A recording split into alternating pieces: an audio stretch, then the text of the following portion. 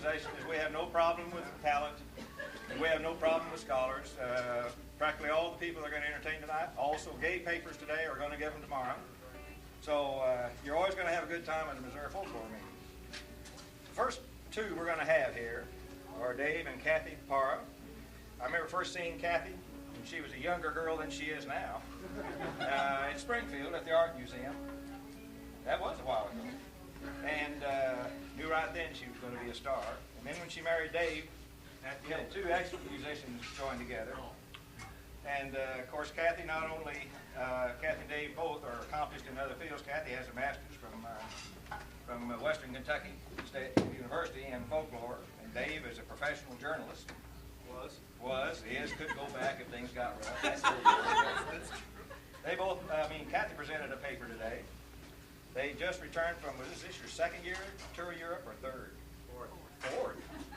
Anyway, we're very proud of it because we've been following these two for a long time, and we're trying to talk them into giving a program sometime to tell us all about their travels and everything. So I'll give you Dave and Cathy Barton.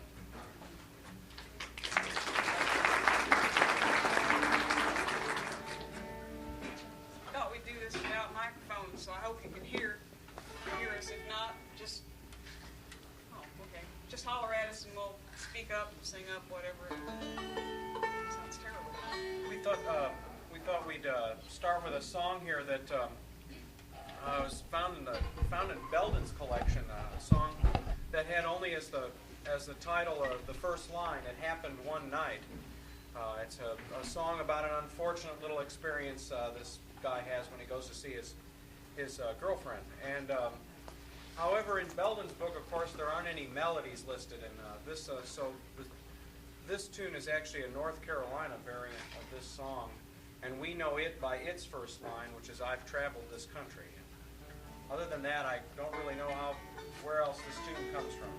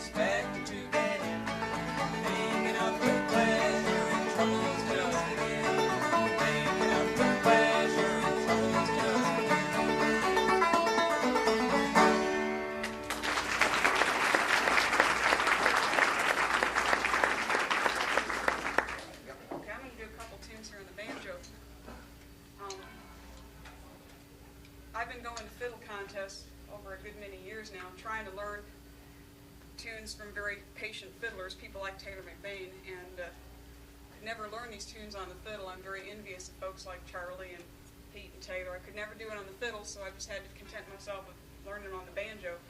The first tune is one called Avalon Quickstep. We learned this from our neighbor down the street, a fellow named Clark Miller, who's now in West Virginia. And the second one's a tune that fiddlers play all over this area. It goes by two titles. One is Rachael, and the other I've heard is also called Texas Quickstep. So I'd like to try that, and Dave's going to... I'm going to play a set of bones here. I used to play a set of wooden ones. A lot of minstrel people used to play bones made out of ebony or other kinds of woods. I got really tired of standing up in front of an assembly full of school children and holding these things up and saying, what do these look like? And they'd say, sticks of wood. And trying to, and then have questions like, well, I didn't know pine trees had bones and stuff like that. So I got a real set of bones, and as I understand, these are come from a shin bone of a cow. And these come from England because, as I understand, Americans butcher their cows in such a way that their shin bones do not come out in these lengths. So these come from England. Most Americans that play bones from cows usually are playing the rib bones, but that's probably enough information that you've ever bones.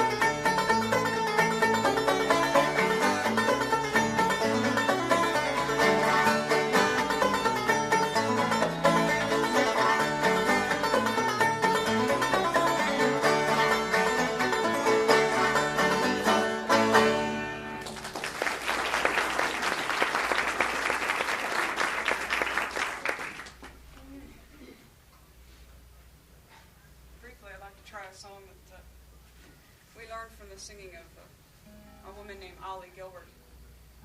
I always enjoyed any chance getting to hear her sing down at the Folk Center in Mountain View.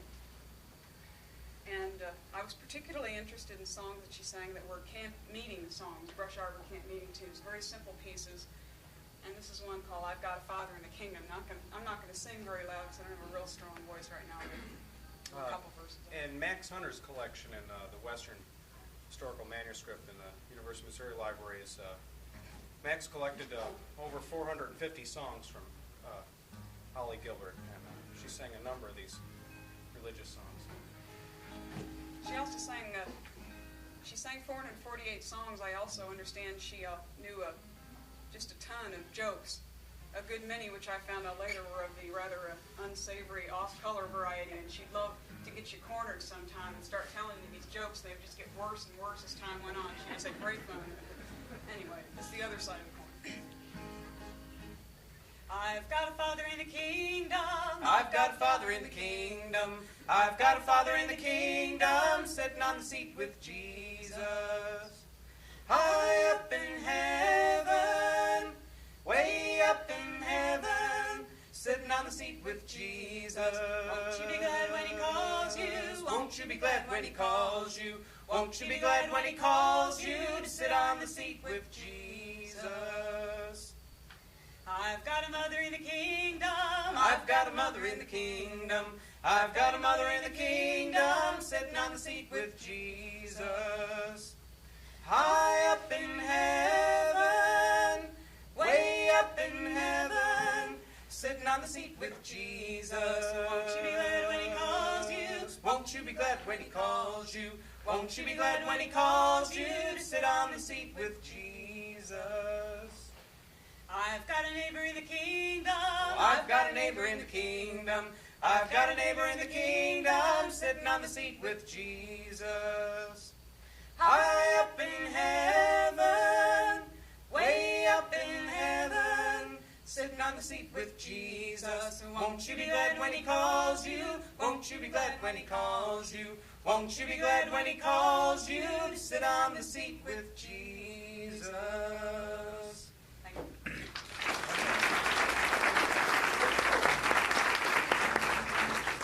I don't want to take too long, so I'll do one tune here on the hammer dulcimer. This is a dulcimer that my father made.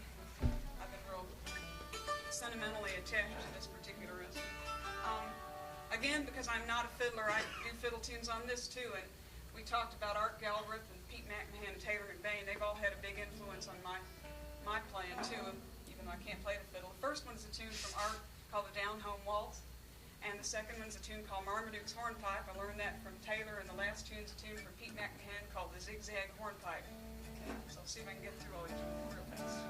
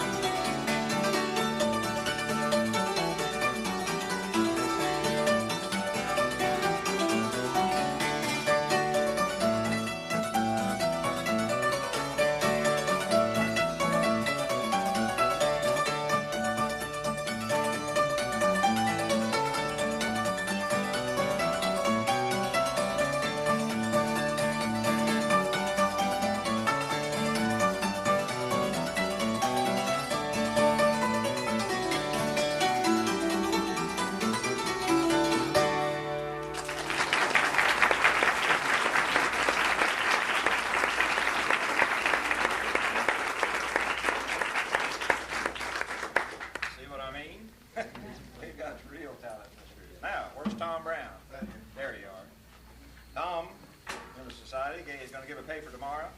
Teaches political science at Fulton College, he told me, for at least 100 years. On the program it says Tony was to be here, but Tony had some business obligations, and wasn't able, so it's all up to you, Tom. And he didn't know it. You figured out what you're going to do yet? I'll make it up as I go along. That's fine. You want to stand? Is this my flag? It was. Yeah, right there. Come up a little bit. That's fine. Young lady, I'm a little weak tonight too. I do feel uncomfortable up here alone for a lot of reasons. I usually, the group that I entertain with, it's a young lawyer and his wife, and I was in hopes they could help, but she does, they do a lot of Broadway music stuff. We even do some rock and roll, in spite of the bald spot. But I didn't think that would be fitting this evening with this group.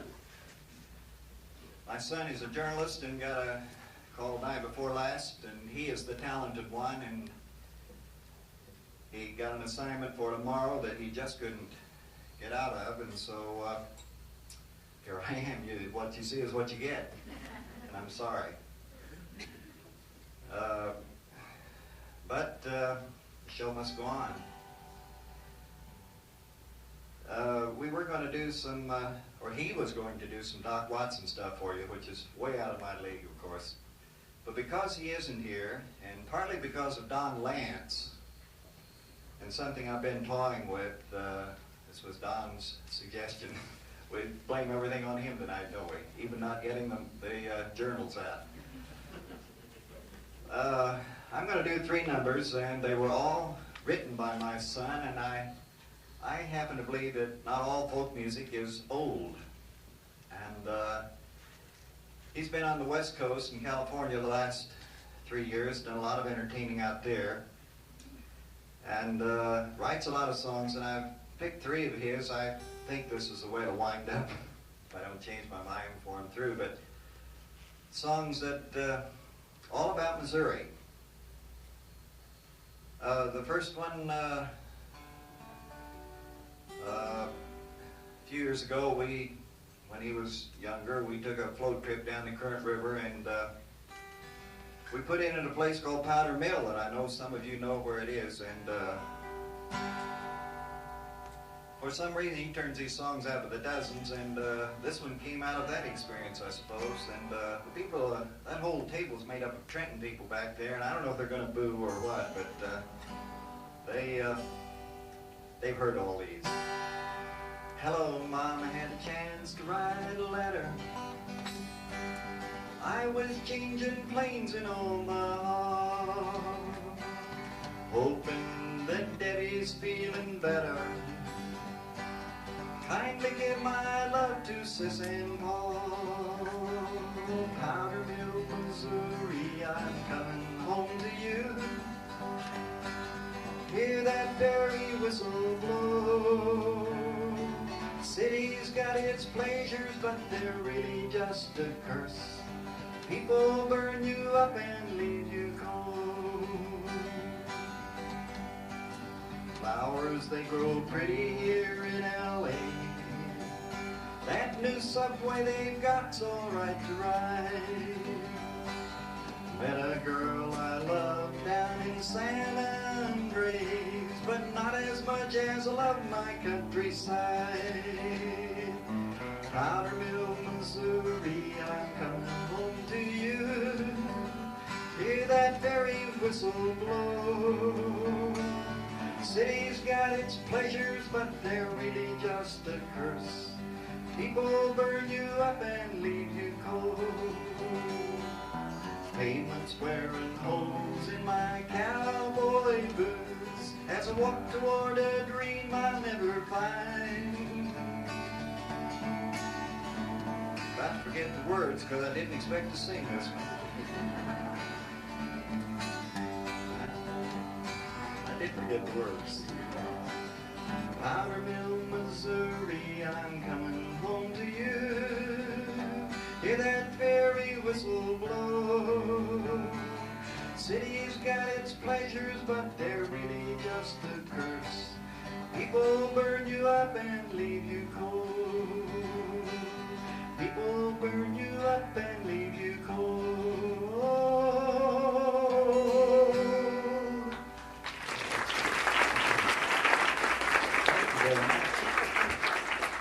Thank you very much. It's not exactly a showstopper, but it's like they say, it slows it down a little. I'm going to do a program tomorrow on the steamboat era of the Missouri River. I've done it it's kind of an anniversary, and by the way, Evelyn Sheets and Evelyn Trickle were the catalysts for that program, and tomorrow will be the 40th time I've given it. I'm a little tired of it, but it's been very popular and been given a lot of places and made me a few bucks along the way. But when I was, we got 80 slides, and I was singing some songs, interspersing some songs with it, and I needed one more river song, and I called my son, and I said, son, I need, knowing that he could turn these songs out fast, I said, I need one more song about the river. A couple days, 3 days later,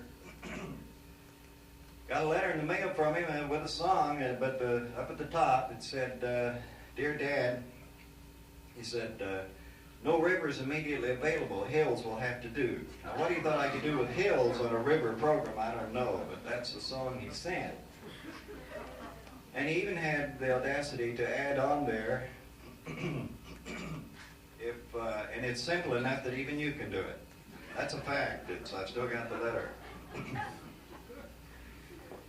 It's called Green Hills of Home, and we live up in the Green Hills region of Missouri, and so I guess he was thinking of that when he wrote the song, and it's been sung a lot. It's been sung in Mountain View a lot. Our dear friends Mary and Robert Gellahan use it a lot. They sang it at the World's Fair in New Orleans. It's been used on the West Coast a lot.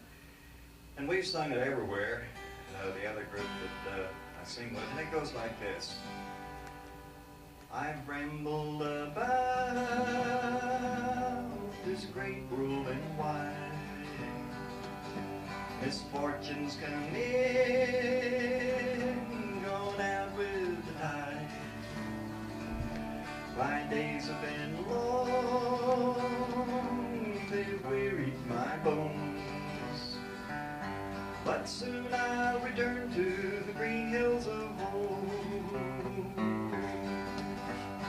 Green hills of home, my travels are done. The harvest has ended, but the feast is to come. We'll labor a while, but soon we shall cease. In pastures of plenty and mansions of peace. This wilderness way is wasted and dry. The crops in the fields have all withered and died. I'm burned by the sun and bruised by life's stones. Soon I'll return to the green hills of home. Green hills of home, my travels are done. The harvest has ended and the feast is to come. We'll labor a while, but soon we shall cease. In pastures of plenty and mansions of peace. Jesus waits there, he's calling my name. We'll soon be together and ever remain. His sweet seeds of grace in my heart are sown. And I'll walk with the Master o'er the green hills of home. Green hills of home, my travels are done. The harvest feast is to come. We'll labor a while, but soon we shall cease. In pastures of plenty and mansions of peace.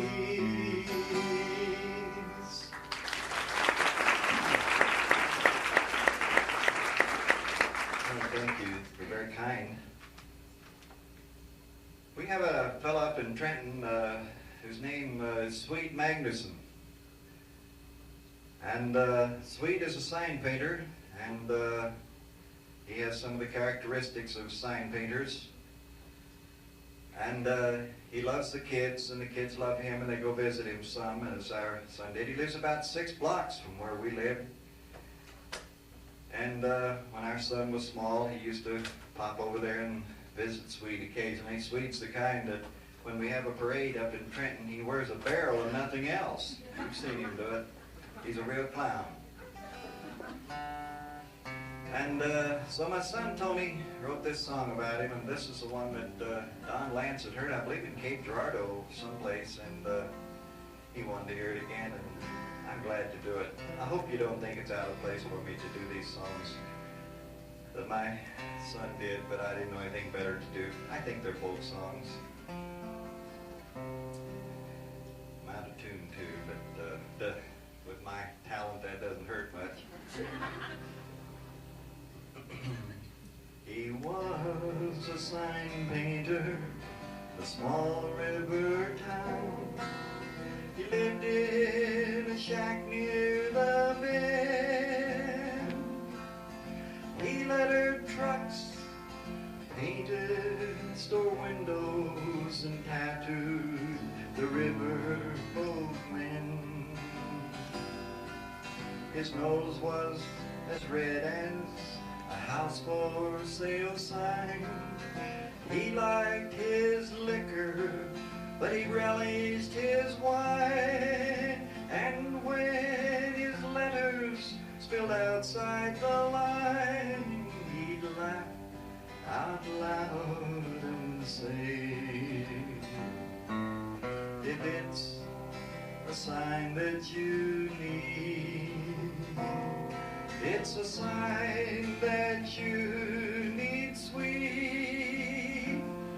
Truck letters are my special, charged by the line, the cheapest in town that you'll find. Oh, I'll paint the preacher a sign for his soul. I'll paint the poor man a mountain of gold. And if you're lost, I'll paint you a road. I'll paint you a sign of the times. I should say that the song is all true, except that Swede's still alive. Very much. But he does have this slogan on the back of his truck, it's Swede, and then what's the latest one? He changes it every week. And I made signs before I could walk is his latest one I noticed the other day. Shouldn't have talked, because now I forgot the words again. His cabin, it sat on the Grand River shore, with 2 broken windows and half a Dutch door. Brushes and old paint cans littered the floor, but his whiskey sat on a shelf. When I was a kid, I would go watch him paint.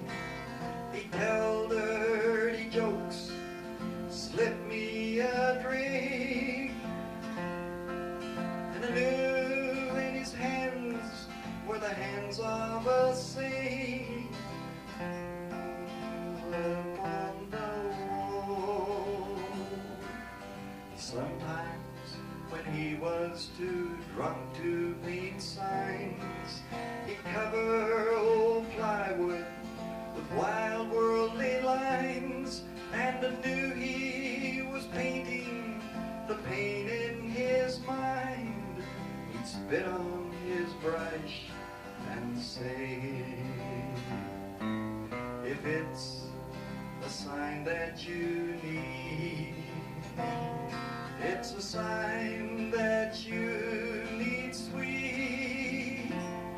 Truck letters are a special, a charge by the line, the cheapest in town that you'll find. I'll paint the preacher a sign for his soul.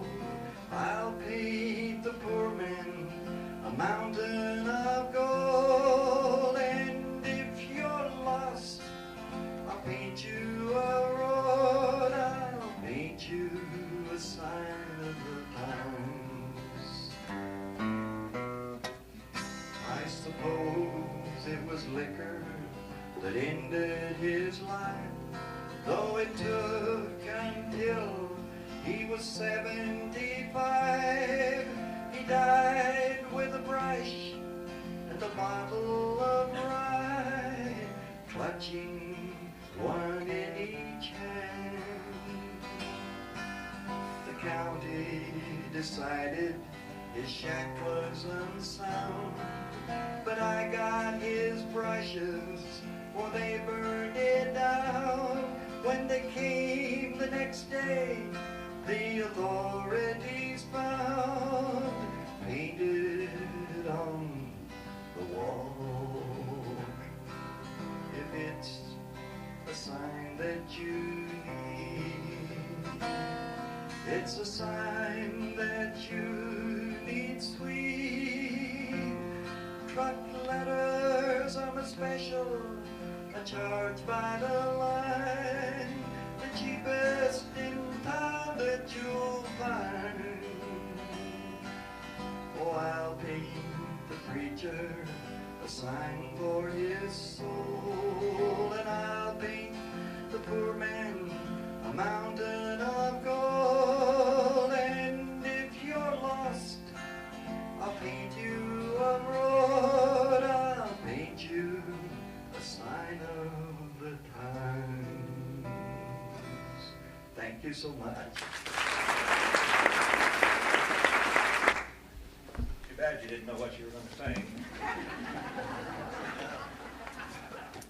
I could give you my prepared Oh, program. that's all right. Now, where's Clyde and Judy? Clyde, Judy, Ferris?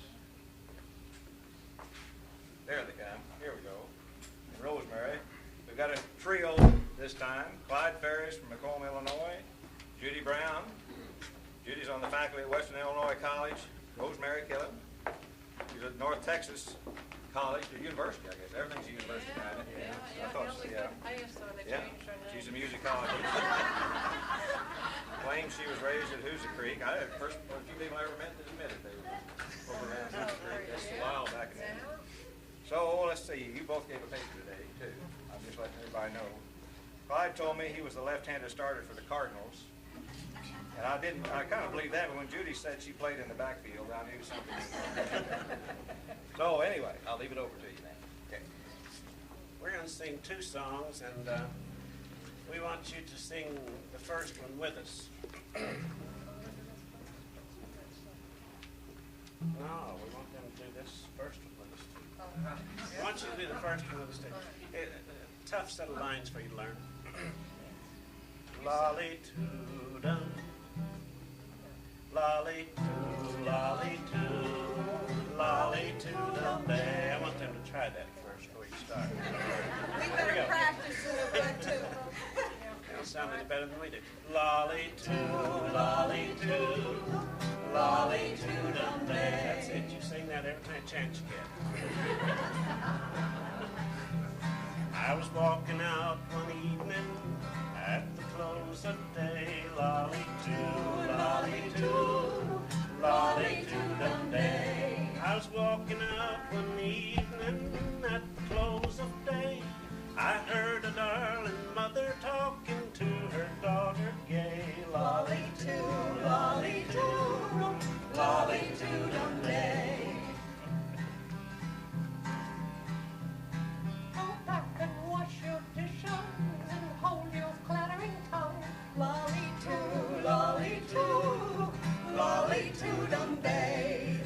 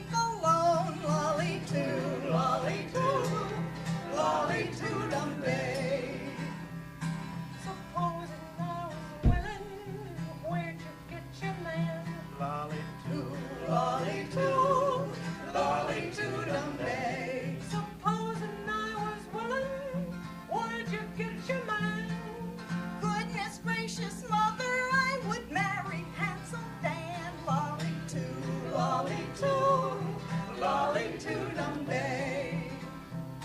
Supposing he should fool you like he did before. Lolly-too, lolly-too-dum-day. Supposing he should fool you like he did before. Good gracious mother, I could get a dozen more. Lolly-too, lolly-too, lolly-too-dum-day. There's butchers and there's bakers, there's boys from the plow. Lolly-too, lolly-too, lolly-too-dum-day. There's butchers and there's bakers and boys from the plow. I'm ready to marry the beavers on me now. Lolly-too, lolly-too, lolly-too-dum-day. There's doctors and there's lawyers and men of high degree. Lolly-too, lolly-too, lolly-too-dum-day. There's doctors and there's lawyers and men of high degree. Most men want to marry and one will marry me. Lolly-too, lolly-too, lolly-too-dum-day. Now my daughter's married, what shall I do? Lolly-too, lolly-too, lolly-too-dum-day. Now my daughter's married, what shall I do? Look out, fellows, 'cause I'm long to marry too. Lolly-too, lolly-too, lolly-too-dum-day.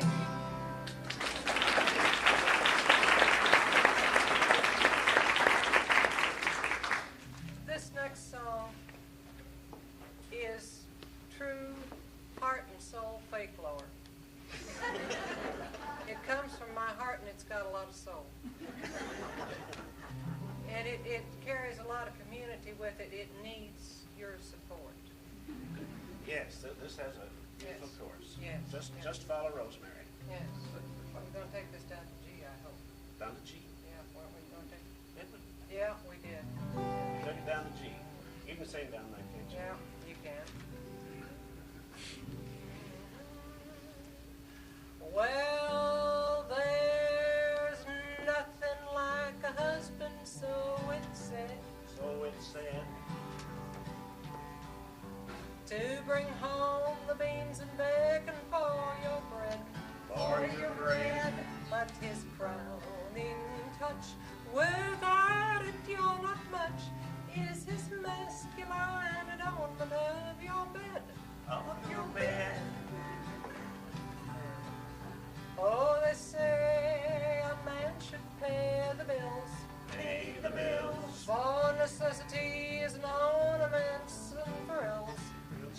Bills. But there's other ways than cash in which you pay is the price for all those wedded blissful thrills. Blissful thrills.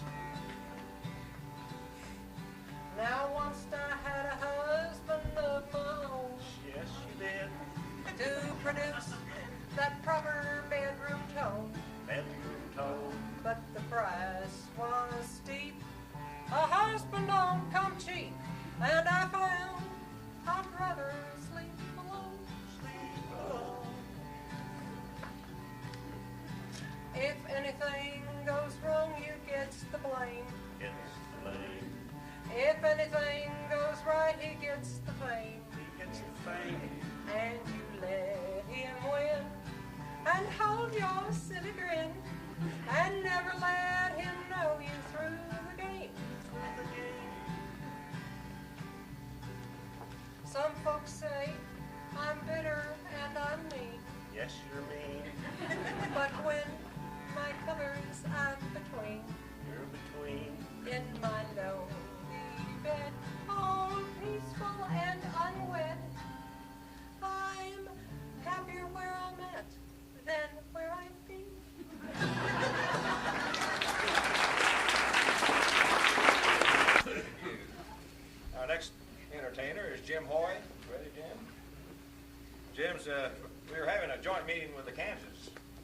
Society. Some of you may not have realized that.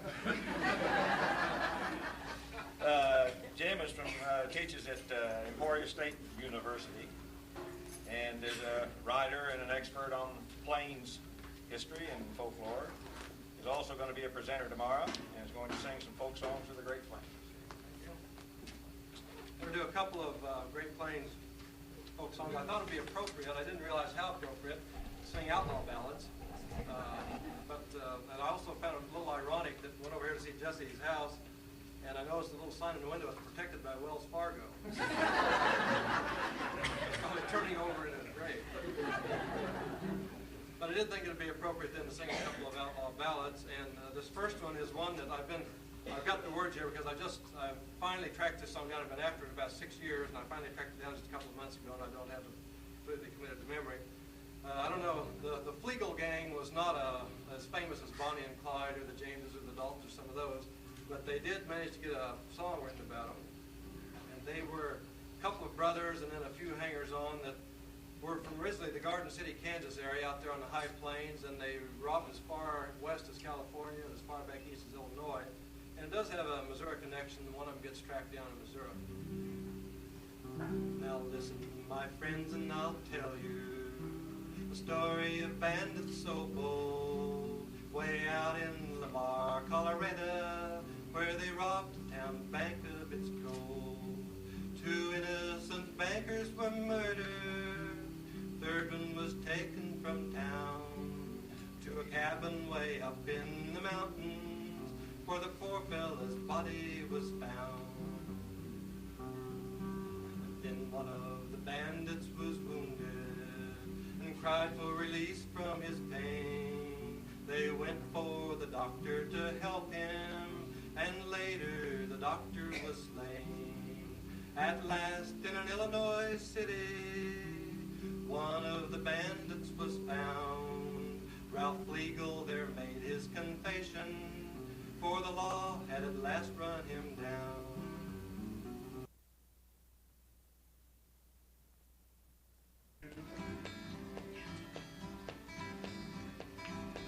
Be strong, be kind, be gentle, and as always be true.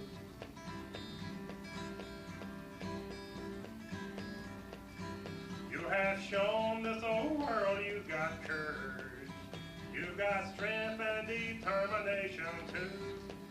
You are the mistress of these possessions, and this makes us mighty proud of you.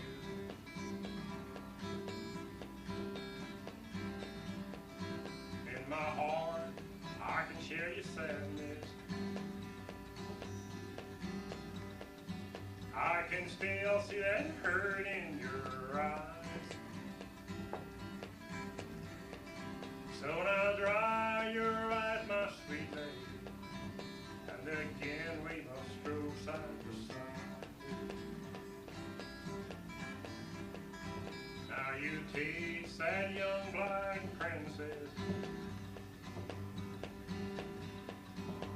what has been taught to you, and then someday that young black sister, oh yes we pray,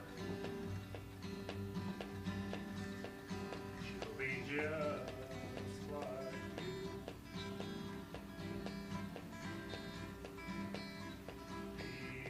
Beautiful black woman, queen of our universe, mother of civilization, provider of our family.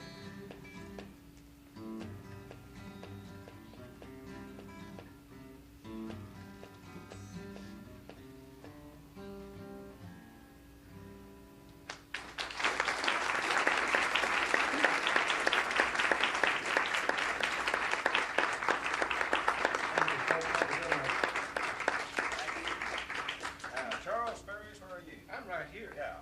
Charles wanted to finish out the evening. He said he was going to finish everybody off right here. Going to sing us a couple of old favorites while he's getting his specs on and his Althorp there. I'll tell you, he is also the new second vice president of the society. Where's Jim? Where's Jim Bannon? Jim is the first vice president now. So Jim will have this all on his shoulders a year from now.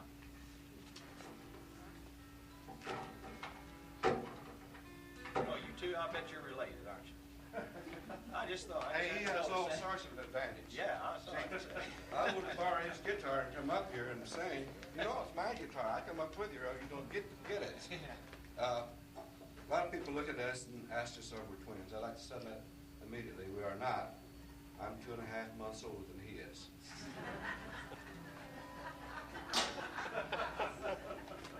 Why don't you do us about a D, and we'll do an old song that our daddy used to try to sing. My dad was one of these people that sang all the time he was working. Fortunately, he worked alone most of the time out in the fields. And those who did hear him usually blushed and turned away. He had a different version of many songs, old songs that I would like to sing. Well, many of them I do try to sing the correct version. Suddenly I find myself about to make an error into the way that Dad sang it. Anyway, here's one called The Old Man with Two Sons. Oh. We're going to sing it, aren't we? I will try. Okay. Don't know if I know it. Like it was, like you do like it.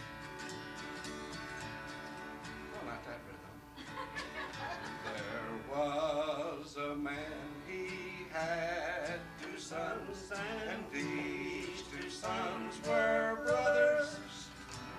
By Yankees was the name of one, Bohunkus was the other.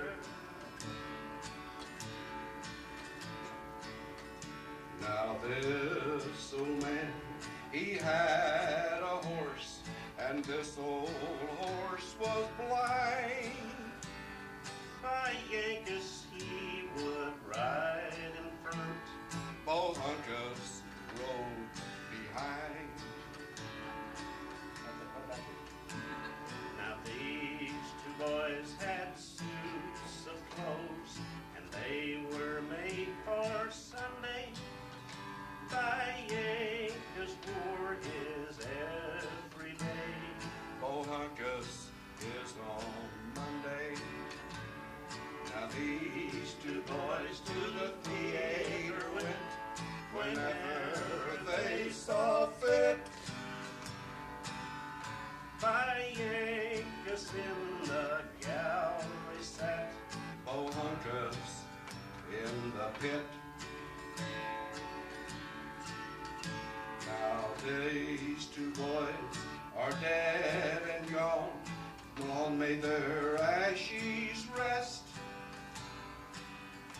By Yankees of the cholera died, Bohunkus by request. Now these two boys their stories did tell, and they did tell it well. By Yankees he to heaven went, Bohunkus went to Arkansas.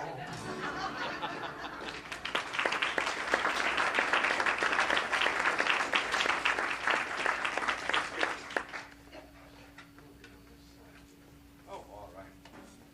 Yeah, the guitar has to say.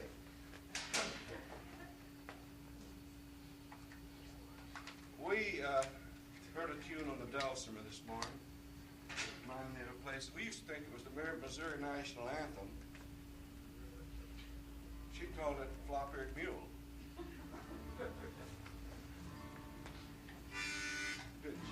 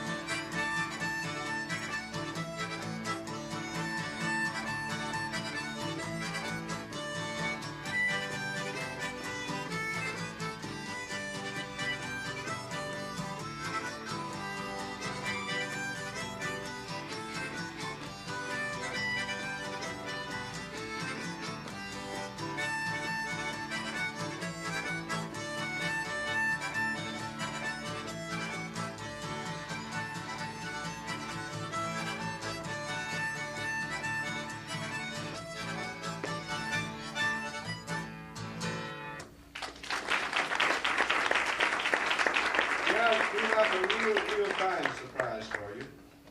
I know that you'll all enjoy. We aren't going to play anymore.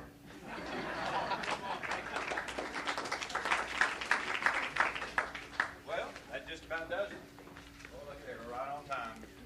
So we thank you all for coming, and tomorrow morning at 9 o'clock the sessions start, and we'll see you all next year at Eskimo in South Missouri then. That's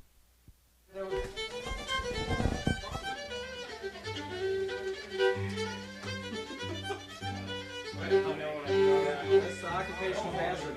Being on the road. Oh, man, don't worry about that often. It's called the carpenter's reel.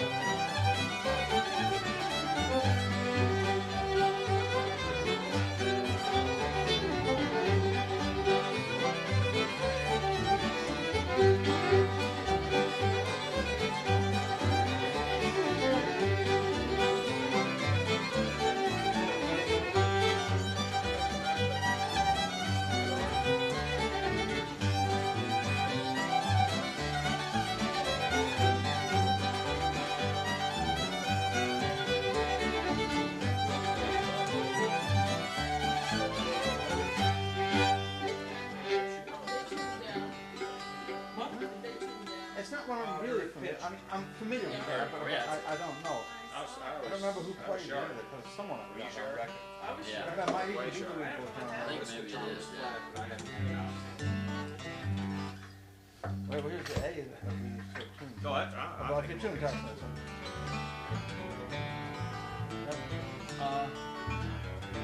it's a tune, not French Canadian, but people playing floppy-eared mule in one form or another. There's a thing that the Stripling brothers did in Alabama that they called Ranger's Hornpipe. Well, the first part is exactly floppy-eared mule, almost exactly. I probably play it more like floppy-eared mule than they do, but it's almost exactly the same. And the second part just goes crazy. It's like the second part of floppy-eared mule with huge chunks bitten out of it.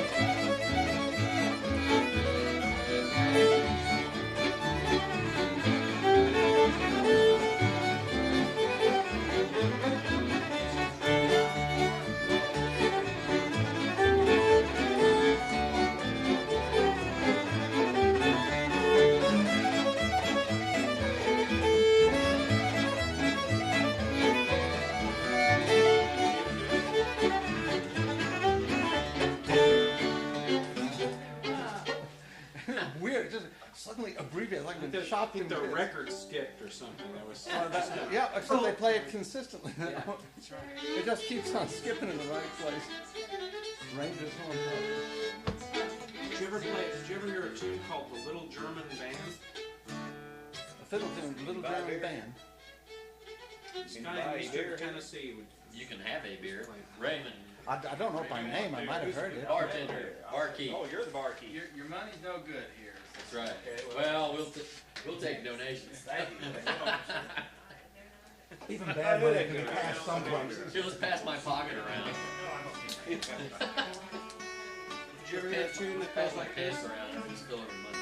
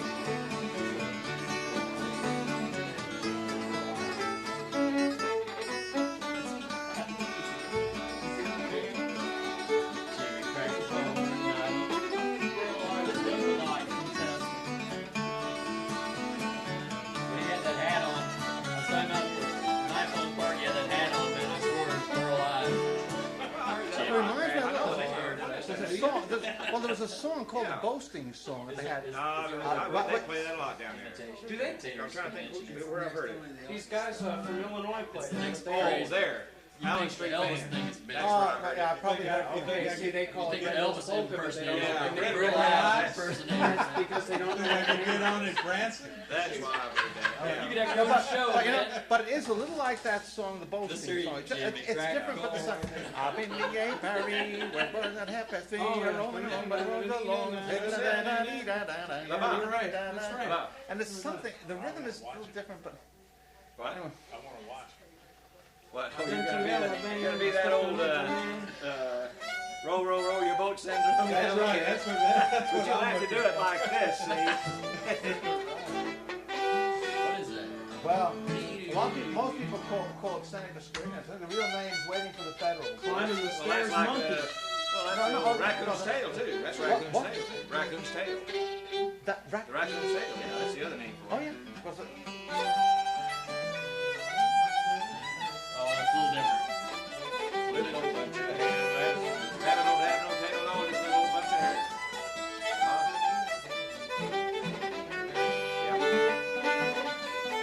Yeah. Also, that's like a little home to go to. I heard one being called.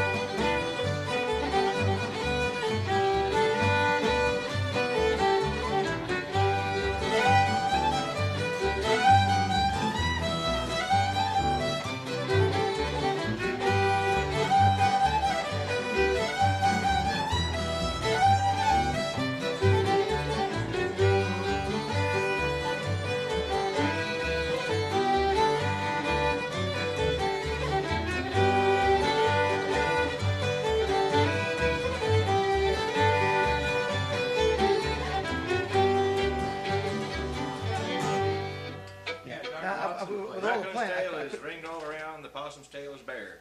The rabbit ain't got no tail at all, just a little bitty bunch of hair. Well, I've heard that text. hair. I've heard that text. Raccoon's got a fuzzy tail. Really? I've heard raccoon's tails ringed all around. You hear all Yeah, that. raccoon's tail. Sure, there's a lot of those. There's all Boston there's a root tune to a lot of these. A lot of people just call it Seneca Square Dance. But it was issued on a record by, I think it was Fiddling Sam Lowe. You know, one of the descriptive times, I'm going to say Irish reel or Scottish tune. This is Seneca Square Dance. I heard a guy sing that. Yeah, well, in this case, it really was just a descriptive thing. So we do that tonight.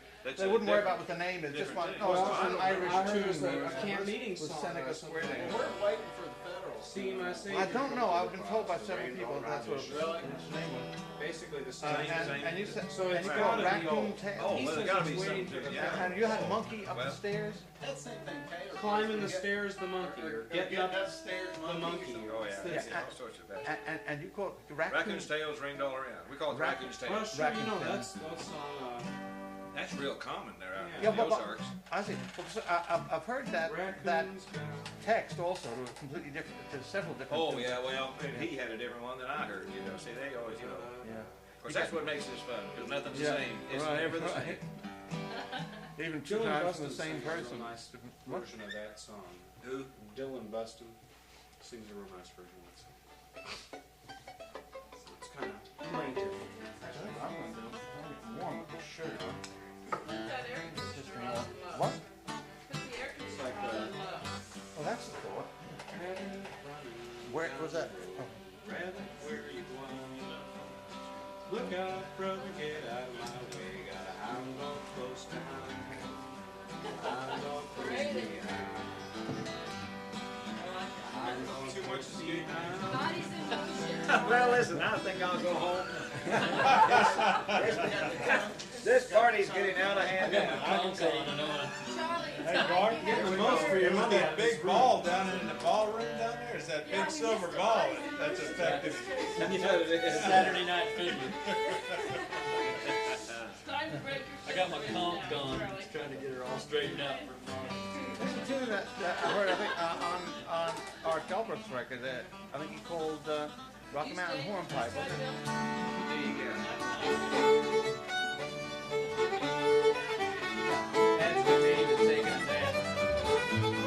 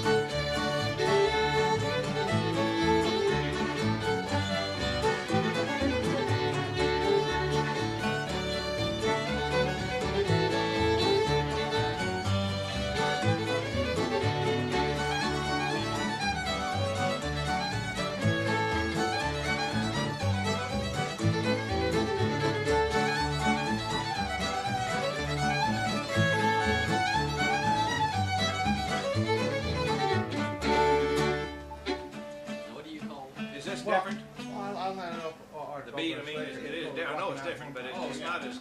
It seems to me it'd be easier for you to play with us than for me They to have get another that. one. It's called Ladies I don't Dancing. know. I watched that boy at Silver Dollar City. Of course, You know, is that all he does? I yeah. don't know. I can't. Can you this Cajun? Which second? one? I don't know what the boy's name is. With that, I what you learned said. that off the record. Yeah. I don't remember now how. That guy, did he have long black No, hair? yeah. Long black hair, had some Lynn. He's a pretty No. good guitar player. No, what's It's not Lynn Harrington? That's not his name. It's not real long. It's kind of curly. Kind of curly. Yeah. I'm not sure which one was When that. I stood behind him, I just kind of cue into what the triangle does. I just kind of I don't know. I have to. I can't do it. Just chopping the chords. Yeah. Hey, there was another tune that he played Now put one. that he called Ladies Fancy. I don't know how it went, but it was completely different from a tune I heard from Texas called Ladies Fancy. It had like about 5 Well, then bars. Ramona put it on the record and called it Ladies Fancy, and they sped that thing up so fast. It's really. But how does the tune go? Because I know I have played it. No. No, that's really different.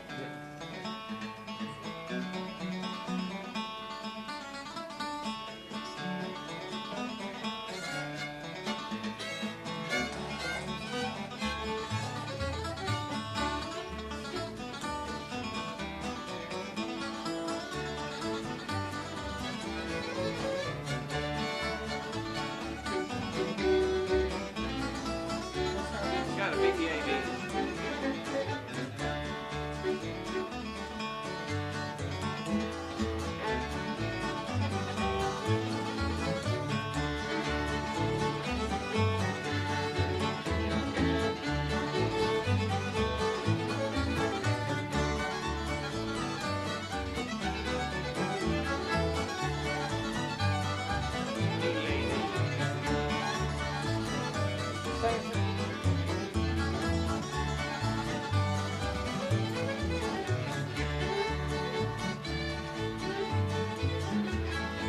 Hey, we're back off. We're so close. That's it. That's what was throwing me. It's close to that Rocky Mountain Hornpipe. Yeah, that's. I remember there's something sort of That close Ladies about Fancy's it. got that BEAD like Duran's Hornpipe. Play has that Pike's shit. Peak. Oh, I remember. See.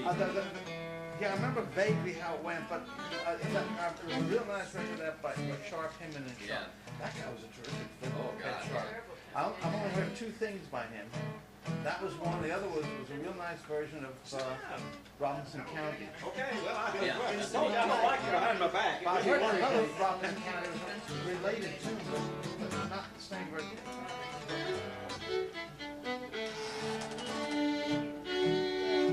All the army. I guess they just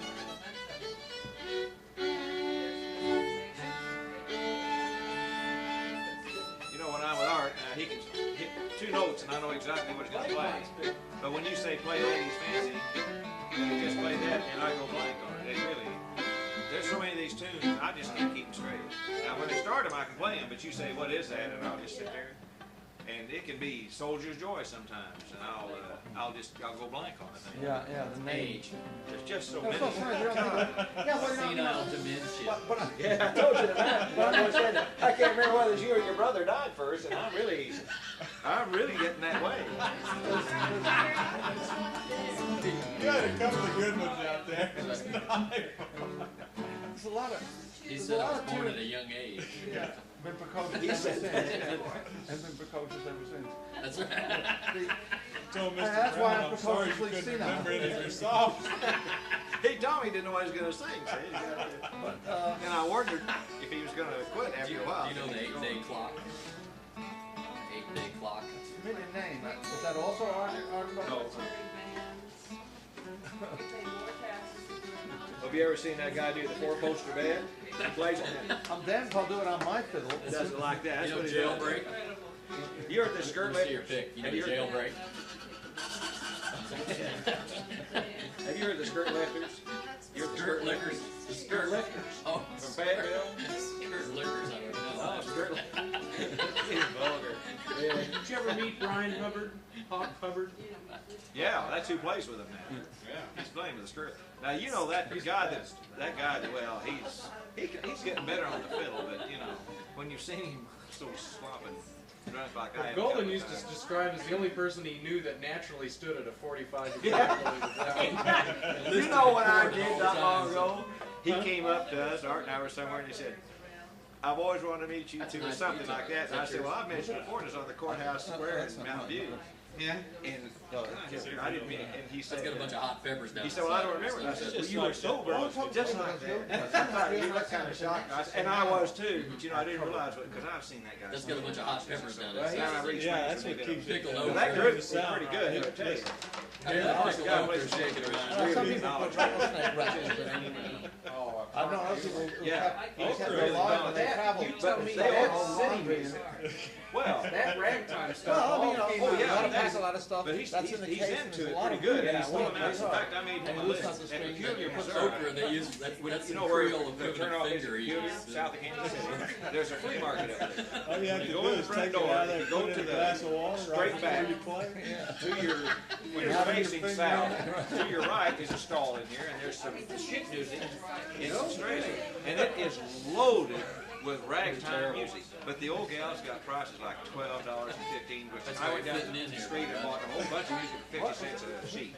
But there's stuff in there I've never heard of the That's why rags you in fit in. there. I made him a whole list and I was going to mail them to him and see. He did bad jokes. But they overdo it. They overdo the extreme. You know what I like? And I asked Art about that and some older guys, and he said the skillet lickers were projection. I mean, they staged that stuff. The average spring band never went that wild with all their banging around, you know. Well, he fingerpicked the banjo version of the clarinet polka. It's one of the nicest things I've heard. Listen on that. He really is. His singing, his voice isn't strong enough. He's got a weak voice. But his instrumental stuff is very good. He really is. What kills me is the other guy, Billy. Banjo Billy. Yeah, Billy. I can't figure out why people don't think he's the greatest banjo player in the world. Clark knows he is. Yeah. And Brian is actually the most demure, polite one of the bunch. Oh, no, he's only two of them are ex-Eddies. And the guy, Kingston, that plays the bass, he just... Now, but all he wants to do when he gets on stage is play Irish music. He's into Irish music. That's all he wants is Irish music. But they've done it. I talked to him about next year. And I said, if you could, I said, we probably couldn't tell you a lot, but they said I said there'd be a lot of stuff you would be interested in. So I think they may come up there. It'd be good to have them do some stuff. We'll see if we can round up a bit. I'll tell you, I don't envy him in those costumes in the summer festival. Yeah, well, you got hung on that. They went to Randy one. I wonder how they did that. Can you give me some change? It was like No, well, it's down in Need some that change. stuff, you know. I never did it. I'm short one. It's kind of interesting, but it. I'll bring you a beer. I keep hearing the people Here, everybody's purists. They're purists.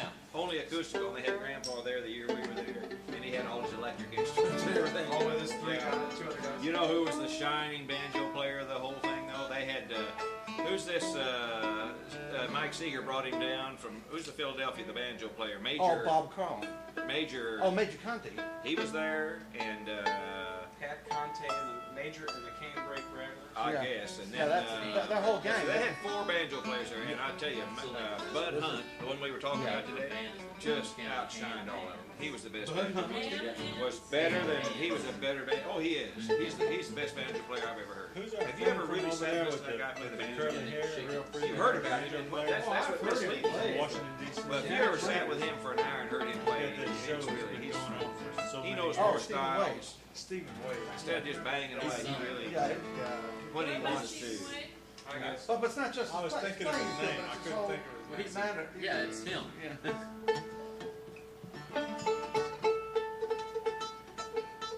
I hated to miss those Danish kids that were in Silver Dollar City because these friends of mine told me this triple. Well, double harmony to a lead, and they said it was the prettiest fiddle playing or violin playing.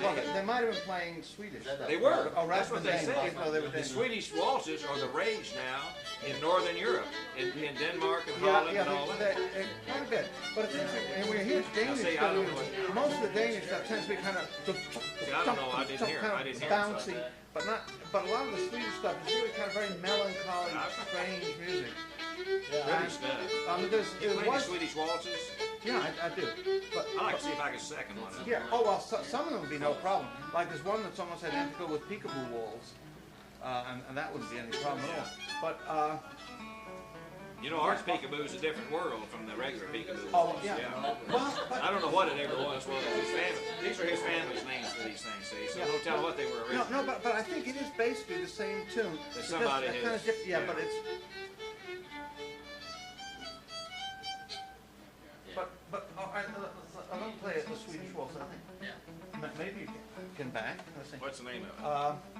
Well, see, most of the Swedish tunes don't really have individual names. Just be known as waltz after so and so, or Yeah, somebody's polska waltz, after yeah. so and so, or somebody. Well, but I mean, you might have something that's called Yes Anders Polska, or so. I don't know one, but you also might have 40 others that are known as polskas after Yes Anders, because they're known from his playing. But well, this is One well, begets another. This is a waltz also after Jösse Anders from Orsa in Dalarna, but it's also sometimes called Maxim's waltz. No respect. I want to watch that foot. That was the strangest foot action. Well, first place. Well, they tend to tap 1, 3, 1, Yeah. 3, 1. Took me about halfway through before I figured out where the beat was. I was watching Calvin Well, I Williams do trying it to that beat with his partly feet. partly feeling more Polish. to show people, say, It's someone. nice. It's a neat beat once you figure out No, where yeah. it is. This one, I don't think the beat will be that hard. This is a waltz rather than a polska, but it's in D. But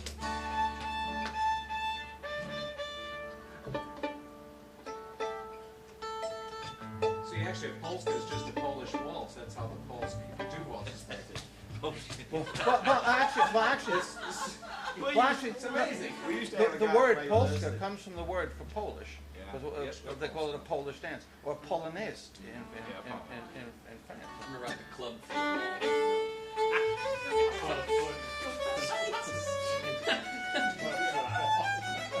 The year of the handicapped theme song. The Special Olympics. I've heard that. Club football. You see people try to dance to it.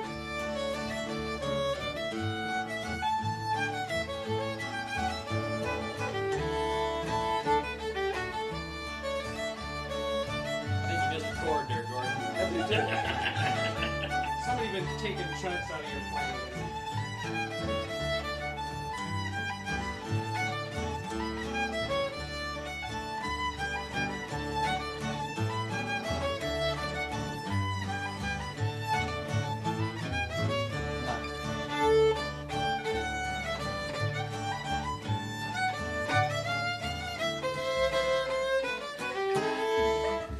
I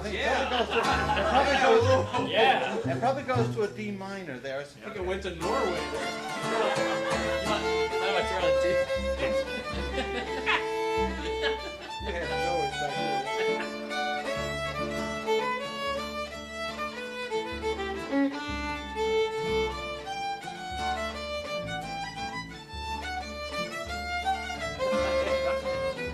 That's wild.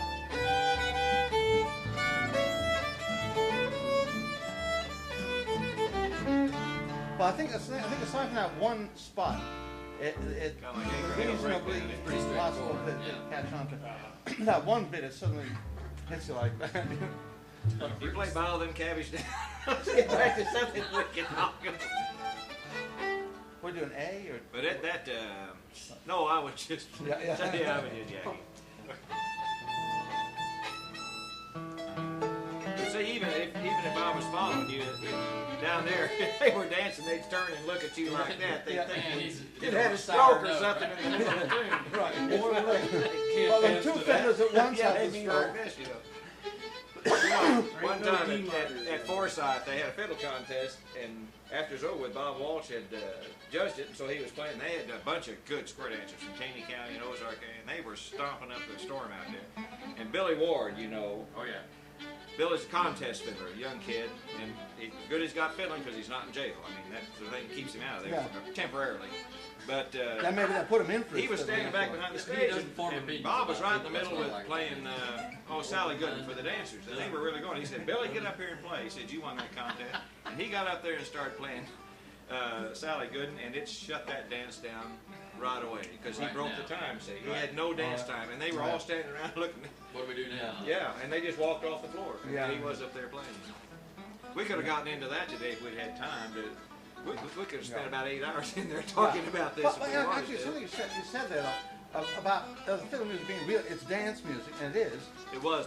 Was originally. Right, but also it also serves a function as listening music now too. It does. More than they used to. Yeah, but I mean, even in the old days, people would sometimes. With music parties, sure. Yeah.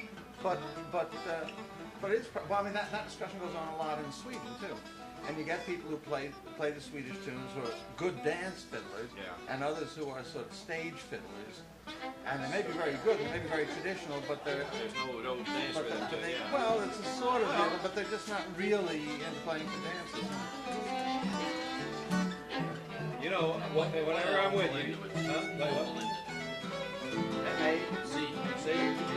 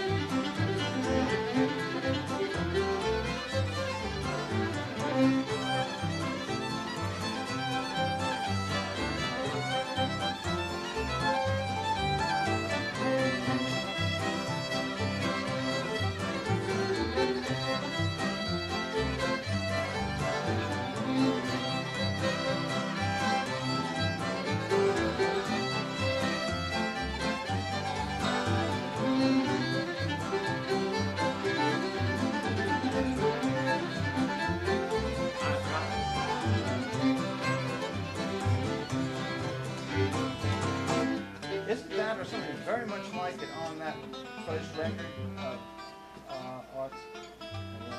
No, that old Melinda, that's the one that rocks. That's where I used to play Mommy, and I forgot it there for a second. I never, for a year I'll go along and I'll play these tunes, and once a year I'll play them. We got to play Old Parnell before you quit. Oh yeah, that's my old. He's the only one that plays Old Parnell. Oh shoot, I remember that being on. Well, something very much like it. Maybe it wasn't in C. Well, I don't know. Maybe I'm wrong. No, you may be right. I just can't think of it. And what is that one called? This one he's talking about? Yeah. Old Parnell. The one you did now. Oh, that was Old Melinda. Or Old Melinda, they call it. No, Old Melinda. Well, that wasn't the name. That name wasn't on the record. Oh, no, Art doesn't play it. Art didn't play it. Oh, then pretty surely it wasn't on the record. Unless he's good. We've got another. He had another record. We've got another one in the can. What? And Rounder's off on rock and roll and everything. I told Art he ought to pull it out, just take it and put it out himself. You know, we got one more. A third one. Yeah. Have you heard the horseflies? No. Oh yeah. Well, they get a little too wild for my taste. Think so? Yeah. But I mean, a little too many. But they can play. She's a good fiddler. He's a good guitar, a good banjo picker. Very wild banjo player. Yeah. Very wild. Say that Mike Seeger boy, so weird Brandon. That's the wildest people I ever saw. There was some kid with a shaved head and earrings and barefoot. They played these little banjo ukes. And he had a young girl playing the fiddle. Sure. From Philadelphia. No, they were from New York. They were from New York. Not Tompkins County horseflies. No, they had no name, but I don't. But they played They were good musicians. They played so fast. Now we're getting down. She's lonely. Yeah, They were that's too much tension. It was, and that guy playing the This is banjo was some just kind going of like this. nonverbal cue. Wild, you know. No, I mean they were good musicians, but it was That just is so, nonverbal cue. so by fast. Rachael. Sometimes the speed gets me a bit too much. Yeah. But I thought, well, this is those kids' interpretation of. Oh my God, I'm getting out of here. Is he still got his head there? C-L-O-R-I-A. What were the I think you may get a little too friendly with This drives me crazy because you got cut out of your song. Okay, all right. This is not literature. I'll answer that. Here's Legend. here's the Swedish waltz. I mean, the chording is perfectly straightforward, but it misses. It's lacking one measure in the first thing it does. It is not an OSHA-approved style of baby.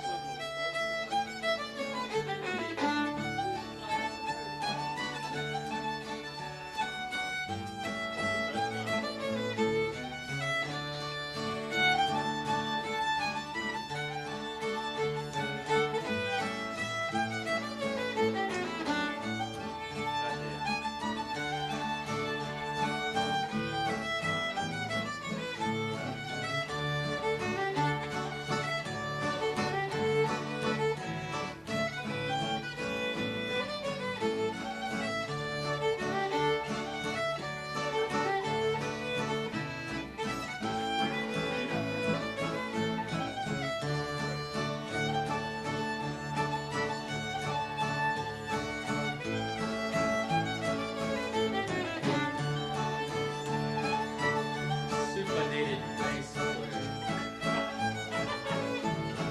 Word course, where do you get?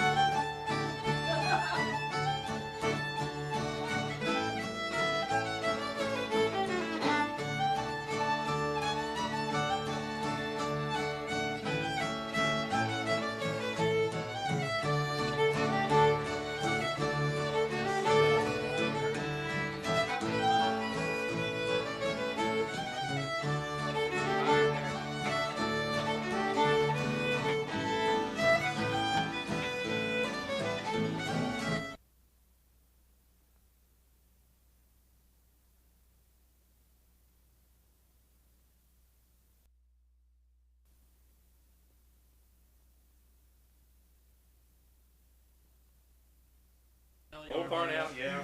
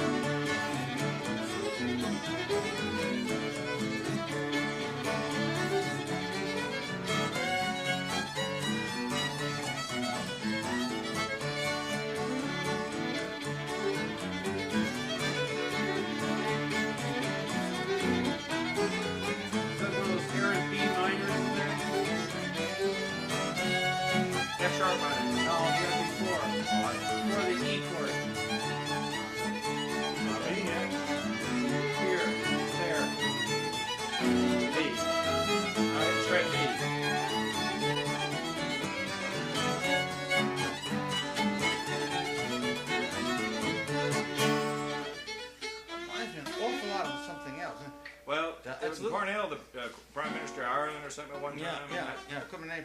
But it's also very much like, what was it? Yeah, it's kind of, don't let I don't love nobody, yeah. Well, no, but also I think, what was it?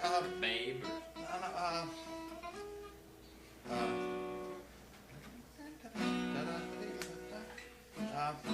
It's one of them. What's that one you call the tune of 1,000 names? I've got it by 7 or 8. It's an Lead out. Lead out. Want to play a little bit of that? I've forgotten how it goes. I thought of it. How's it go? It's the simplest tune. Yeah, it is. I know I've heard someone call something else. Oh, there's 1,000 names. Really. And it wasn't very familiar. Just about our for Chinkapin. Yeah. Chinkapin. What's a chinkapin? Tell me for me, Shell. What is it? A type of an oak, chinkapin oak. It is also a chinkapin is a type of tree, different than a oak. Shoot. Chinkapin. Lead out was an old dance thing. I was inclined to believe lead out is one of the earlier names of it. And all these things we got. Because it looks like a chinkapin. Oh, well, we can come back to it. Now, the thing I'm thinking of, No, oak tree. the thing I was thinking of, Look like like a cherry oak. Cherry oak. Oh, well, that's Whistling Rufus. Whistling Rufus. Yeah, Whistling Rufus. That's the one that reminded me of. Chinkapin is a little purse. The text I don't like, but the tune. Chinkapin is young to marry. Kind of like fish.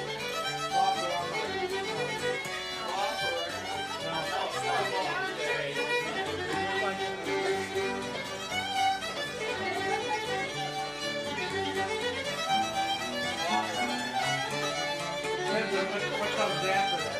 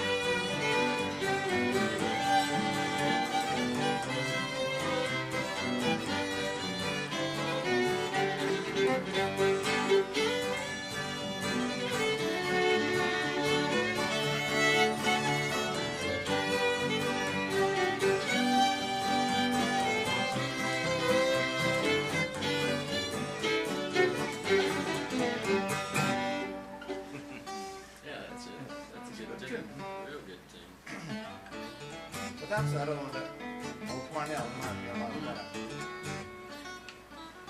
That's empty or? No. Well, I made this. This is empty.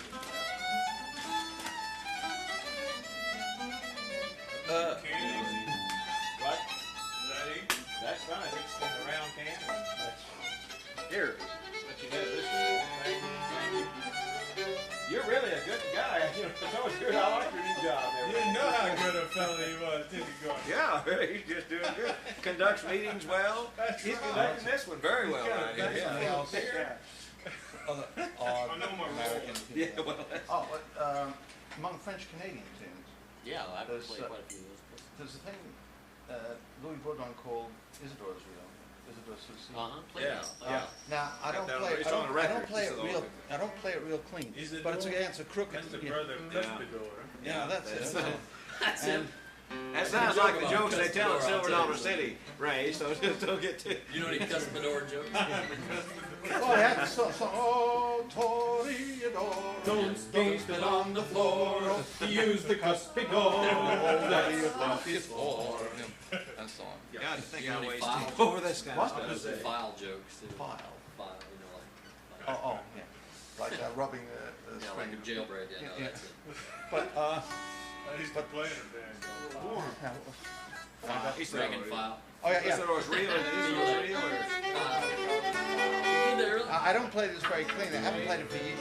Well, for a long time. I probably screwed up. So you end up spelling it F-E-E-L-A-Y. George Sandler.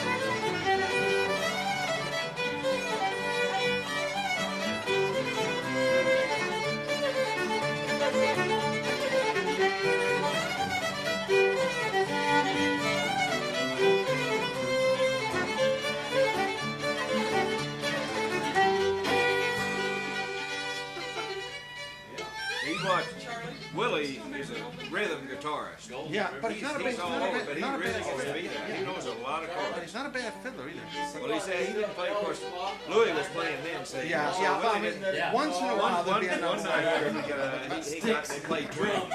Yeah, Not harmony, but they played the same tunes, you know. I guess, yeah. Yeah. I think I heard well, at least one number where Willie played that Louis didn't, but but that was pretty rare. But Louis was a terrific fiddler. Was that Yeah, and there's this thing about the rhythm, they get really jumping. Well, they get that thing going, they really.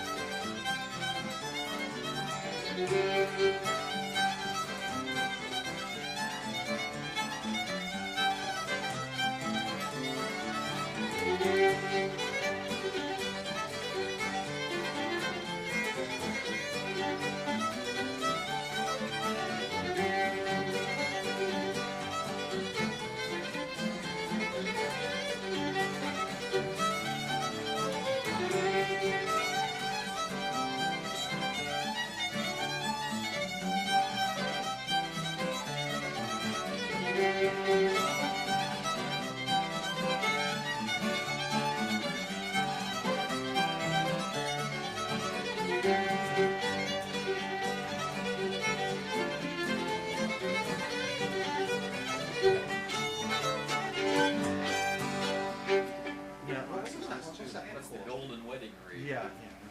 They always play that hangman's reel. That's the one there, and all the minor stuff. That's really getting way down. I can't really do that one. There's a thing that I think he called Wilfred Goulet's favorite, and that the younger family called "You Married My Daughter and Yet You Didn't." Yeah, No, it's not. Yeah, the cobbler's reel, right? It's not Wilfred Goulet's favorite. The real the chord but how does it start?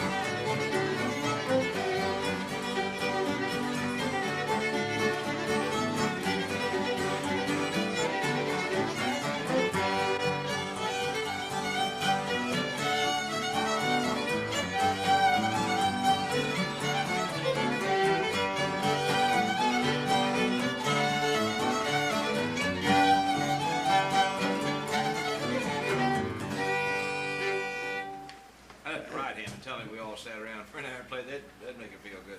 What- Oh, that down in Missouri we were still Yeah. interested in him. I need to write him anyway. That'll give me an excuse for it. Finally, yeah. Come. Good tunes. Yeah. Bouncy as hell. Boy, there's some of those that they really had a rhythm. That they got fast on some of those things. Oh, Boy, yeah. you know, But, really. But also as well. I mean, even just Louis playing by himself, just clogging and playing, so it gets a lot of that. But the whole family band had terrific drive, punch to it. You play Austinelli's? Who was that one? That was Baudouin. Louis Baudouin. Oh, yeah. I don't. Burlington, Vermont. That's Canadian. Austinelli. Our Austinelli's real.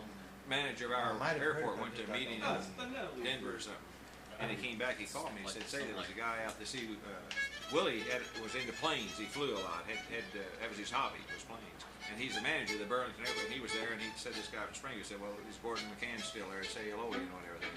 That's great. He remembers me because I didn't know anything, because he was always telling me chords. Now, Gordon, you should hit so and so and so and so. To me, it's simpler in a way. Some of the things we play. They play some kind of wild stuff, though. For us, I mean, for me, it was. They get a lot of minors in some of that stuff. Gosh, they really. That Hangman's Reel thing is just down. Well, that's the only play in that Black Mountain tune, or what they call troll standing in Sweden.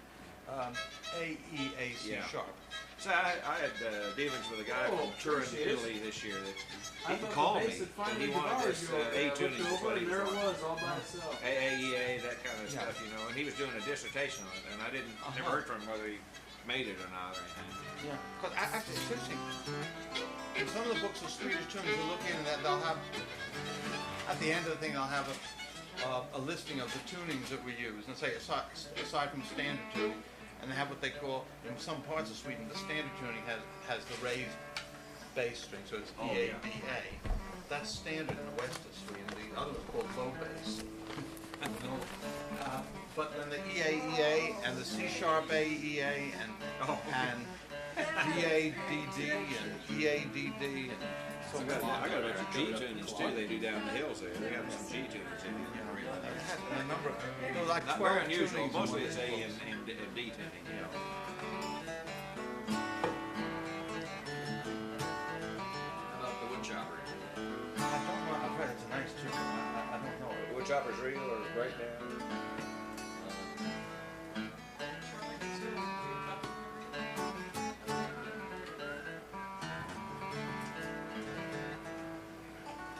You're going to get up in time for your program, because I hope I get up in time to go hear it. We've got to work on some still. I don't doubt that a bit. Well, let's have a rehearsal for it. Yeah. Why don't you do it now? Let's do it now, because I may not make it. Yeah, right. Yeah.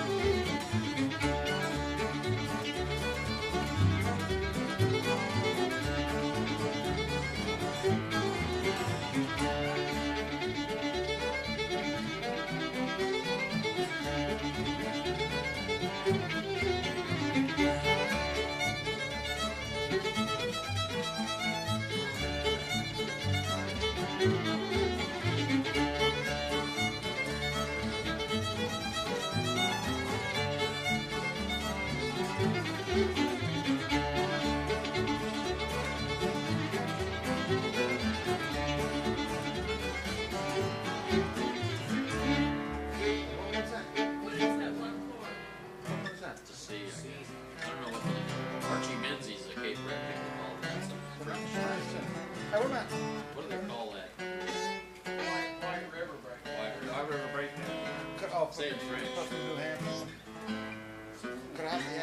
White River in French. Well, I don't go with me. How's your A? His A. I know he's on. Get your A. For,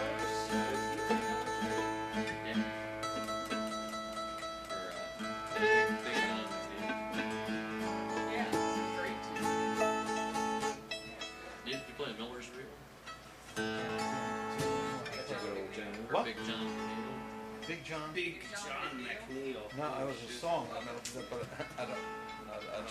Oh, his thing. Big John. It's actually a Texas tune. Bullet the Wagon. Oh yeah. Oh, that, yeah, camels. I mean, Earl Camel Collins in the wagon. played it, but Earl Collins changed. But he didn't play it the way he brought it back down. Yeah. Well, the thing is, the Most interesting is, seriously, he brought it back down to the Ozarks with that well, record. the thing is that, on his record, He did. on that record, he says it's from the players of the what's the name brothers, the Lewis brothers.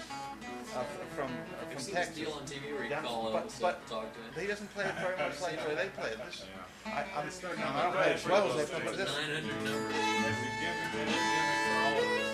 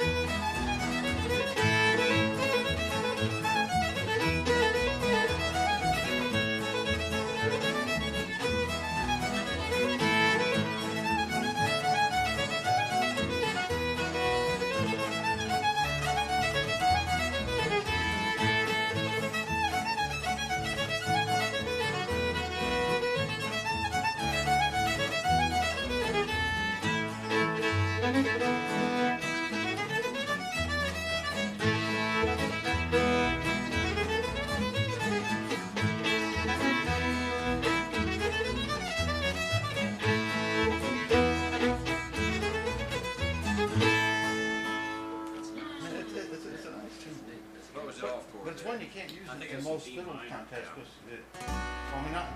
Oh yeah. I'm not so I've always heard it. Eastern tunes, Eastern was different. contests will often let you do that. Bob Atchison plays it, all the time. Yeah, I learned it from what tune? The record. What? Are you? Did you know yeah. Earl Collins or his brother? No, They from I tell you who got it. She either she got a tape or she was Decimal Max Hawes.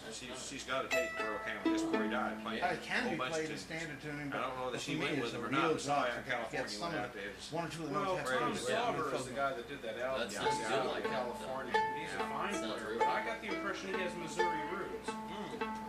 He was born over by South Central Missouri, but then moved to Oklahoma. They always play this tune they learned from him called Kansas City Reel. That's Which that. is sort of like it's not the Taylor Kansas plays City, the same no, kinda- it's a different tune. It's like one of those A tunes like Angus Campbell or coming down from Denver or Pacific Slope. You know or a something. thing? Who played it? Jeez. What's his name? My mind is going blank. What? No. Much Angus older. Campbell. No. The same guy does. That's Ray's idol, I bet. Yeah, I bet. Where was he from? Old South West Virginia. John A. What? Ash. No. Well, the tune is Sheep Shall Corn by the Rattling of the Swan. Oh, yeah. In A? What? Yeah. You know, Buddy Thomas's record Oh, is Kitty kind of popular around in here. That's a nice record. He's got some weird things on there, but now some of those, the yellow, what's that one? Yellow Barber. Yeah, that's real popular. Well, and, that's very much like Whiskey Before Breakfast in a lot of ways. But there's 2 or 3 tunes off his record that have kind of taken on down Yeah, that part. they're strange Some of them are tunes, too strange but- for but us. they're What beautiful. about the Honeycutt? Buddy Thomas. Buddy Yeah. Thomas. I like that Of course, there was something part. strange, I'm sure, with Buddy Thomas. This one, it's in A, with the starts in the key of D and then shifts back to A. So They really got some.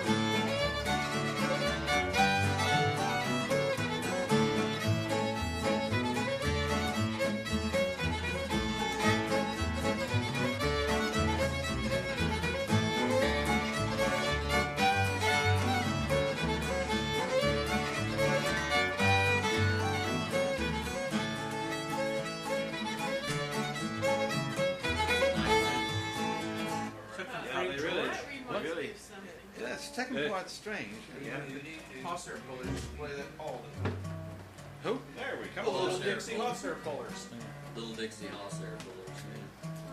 I wonder if that was the bunch that I No. one time played with in St. Louis, and they came over and they played for a square dance there. Good very About well, 8-9 years ago, must have At been. Child Grove or What? at a church or something. Wasn't Cousin Curtis in the cash rebates? I don't remember We played with the Jay name of the Younger out group, there but, one time. Yeah. but they were pretty He good. plays, well, that's the wild They stuff. I sit mean, he down has some and really play. pretty waltzes there. What was that one he played? We just I called don't remember. Uncle Probably. Waltz. Two fiddles? Some elephant waltz. I think there probably were. Yeah, Well, we just kind of backed off when he plays over But there. what was that other Waltz is name of really that other group? great. Something in the cash rebates? Cousin Curtis and the cash rebates. That's a good There's name. another group up there now called the Old Time Rhythm Method, which I think is a great name. There are great names for groups. And there's the Sins of the Pioneers. The Sins of the Pioneers. I think that's Cousin Curtis, isn't it? There was a group in England. I'm not no Dennis time. McCann. You mean Dennis McCann? There was a sort He's of nuts. They got a western vaguely swing band. bluegrass, Sins of the vaguely Pioneers. country western, Completely vaguely swing kind of group He was in a Bethel, in yeah, he England was a Bethel. called Telephone That Bill was and the Kurt. Smooth That Operators. was Kurt. That's the one. He's totally preserved. But I like him. Is there a rock, blues, and rock country called Honky Isler and the Moon Glow? Right, Honky Hour and Moon Glow. It's a rock fusion country. There's a group in Pennsylvania called the Mighty Possums. I always thought that was a contradiction in terms. You know, I could see this But there possum walking around. There was an early rock group called Roy Cup and His Saucers.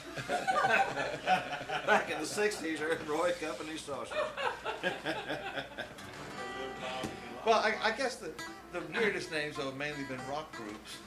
Well, I thought the New Honey Wagon Dipsticks was a pretty good name. I thought that was pretty good. Well, what was it? The Wretched Refuse. Yeah, Not a the bad Wretched name. Refuse String Band. The Bog Trotters are pretty good. Yeah, and that was an old one. That wasn't even into the era of fancy names Yeah, for that- rock groups. But there were, Doc Smith Champion Horsehair Pullers, Yeah. Gitana Skillet Lickers. Even in the old days, there was some kind of slightly Jug, funny name. what was it? Well, in Arkansas, some jug blowers or something like that. I can't remember what they were called. There was a group in Arkansas. Fruit jar drinkers. Fruit jar drinkers, maybe that was. Well, that was Uncle Dave Macon's Yeah. bunch. Uncle Dave Macon, Sam McGee, Kirk McGee, and Got a picture of Maisie Mono with Todd. Uncle Dave Macon. He was a relative. I went to Tennessee and visited him when he was in his retirement years. Oh, he must have been wild to watch. He was wild to listen to. Grandfather's buddy. Oswald said he used to watch him a lot when he was traveling with Roy Acuff. He said Uncle Dave would stand in front of a mirror and look at himself. Remember Elizabeth, the bag lady? He used to stand in front of a mirror looking at you, goddamn old ugly son of a. He used to cuss himself out.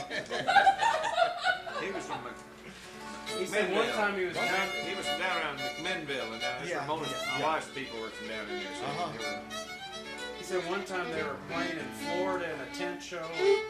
Roy Acuff and his band got through, and Uncle Dave comes down and sits down, looks out at these people, and he goes, "Well, I may be old and ugly, but I don't feel alone in here." Well, apparently, someone told me that Bill Monroe described touring with Uncle Dave, and they, they'd go to a place and there wasn't much of a crowd, and Uncle Dave would look out and say, "Well, Mr. Bill, I guess you're not pulling them as well as you used to." Something like that. I reckon you're fading, something like that. But then when there'd be a big crowd, he'd say, "Well," said the old man can sure pull them in, can still pull them in. Well, Grandpa got to talk to him one time somewhere where we were, and he was telling somebody took him around his last years, and they had an awful time with him then because he was really getting senile. I mean, they couldn't do much with him. And it was some group, a couple, a husband and wife that I've heard of that went with him quite a bit in his last years. His son Doris also. Yeah, I got a picture. Double R. I got a picture of Doris. Yeah. And a boy named Sue. No, Doris was. Doris is a common name, first name in Louisiana. Yeah, is it for men? Doris. Yeah. Oh, yeah. Doris. That's D.L. Menard's name. Really? That's why he goes by DL. No, but I think he used to travel around with him.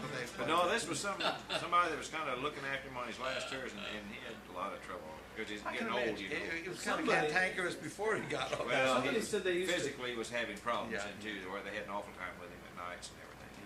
Somebody said they used to throw their voice. They'd be driving around and go, "Hello, Uncle Dave," and the crowd, "Whoa, people know me everywhere." Going to shopping mall or something. That might have been one of the Delmores or something. Well, I think if I were going to cast a movie for someone to play Uncle Dave, it would have to be W.C. Fields. Only he's dead too. Bud Hunt. Yeah, but he has the advantage he can also play the banjo. Who would you cast as Uncle Dave? But I think it would have to be W.C. Fields. I can't imagine anyone else. Except he's dead too. Madeline Kahn. Try Fort Smith. Well, they played that a long time.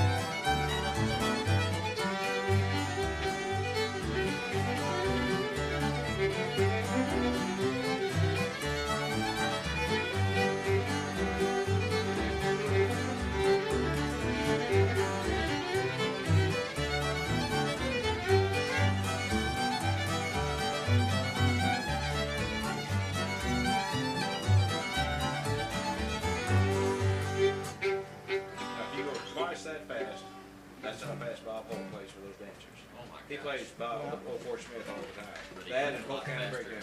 That strikes me that way would be fast enough. Yeah.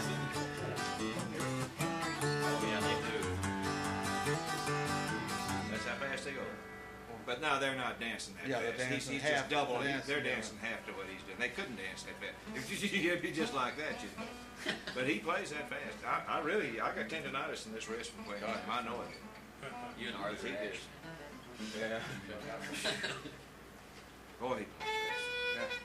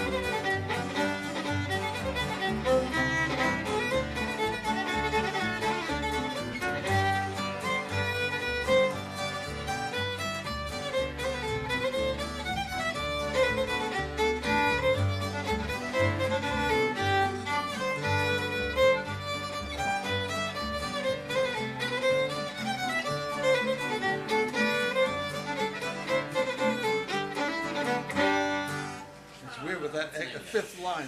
Well, that was from the Riendo family. They just called it Louis' first tune. Yeah, it's nice. What is it? What? What did they call it? Well, it was from the Riendo family. Their name for it was Louis' first tune. What nationality? Well, they were French Canadian, but living in New Hampshire. I mean, so they were. I guess they were U.S. citizens. Yeah, but French Canadian background. And as usual, it has extra bars. Yeah, it sounds like it. There's a crazy Mississippi tune called "The Last Shot Got It," and the timing on this is real. Well, it's not quite as weird as that Ranger's hornpipe, that thing like the floppy mule with the I bits really missing. think somebody was having a problem with their hearing when they heard that tune. But anyway, this thing goes. I think that actually this used to be a C tune. When I was first learning fiddle, what I did was I have an adjustable turntable, so I made tapes and tuned the C tunes up to D so I could learn them. But C was totally hopeless.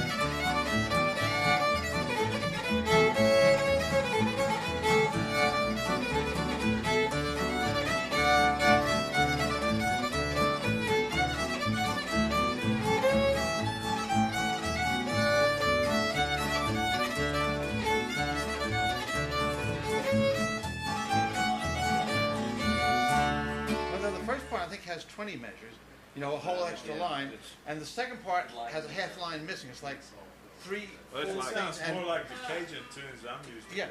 Well, a lot of those things are a bit like that. This is a Mississippi tune. You don't play anything like that sales tax call or... No, I don't really know that one. And there's another weird one on there. Oh, it was the Jake Leg Wobble. Yeah. I haven't really looked. Yeah. That's an appropriate tune. I may have that when I leave here tonight. Well, Jake, you see, Jake Leg, I hit the bar before we. That was from a kind of tonic that people were selling, and it gave people this kind of. I knew a guy named Jake Leg. The guy next to us down at work had Jake Leg back in the 30s. Yeah, and so there were another tunes about Jake Leg. His legs were working. It was a metal. It was from zinc. It was something. Oh, they made it in those bathtubs and stuff. Yeah. They got these poison out of them. Jamaica ginger, what? What?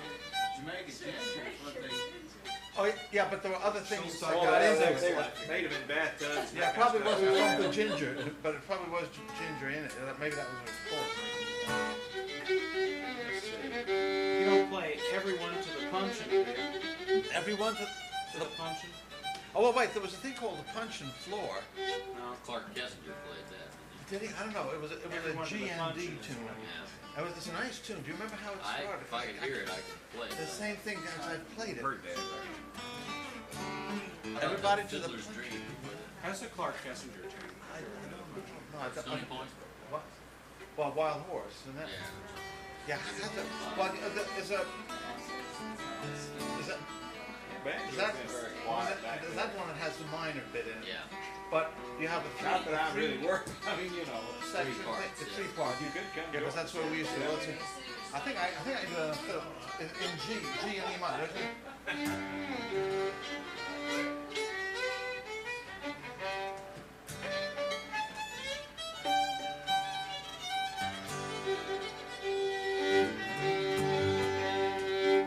How does it start? I can't.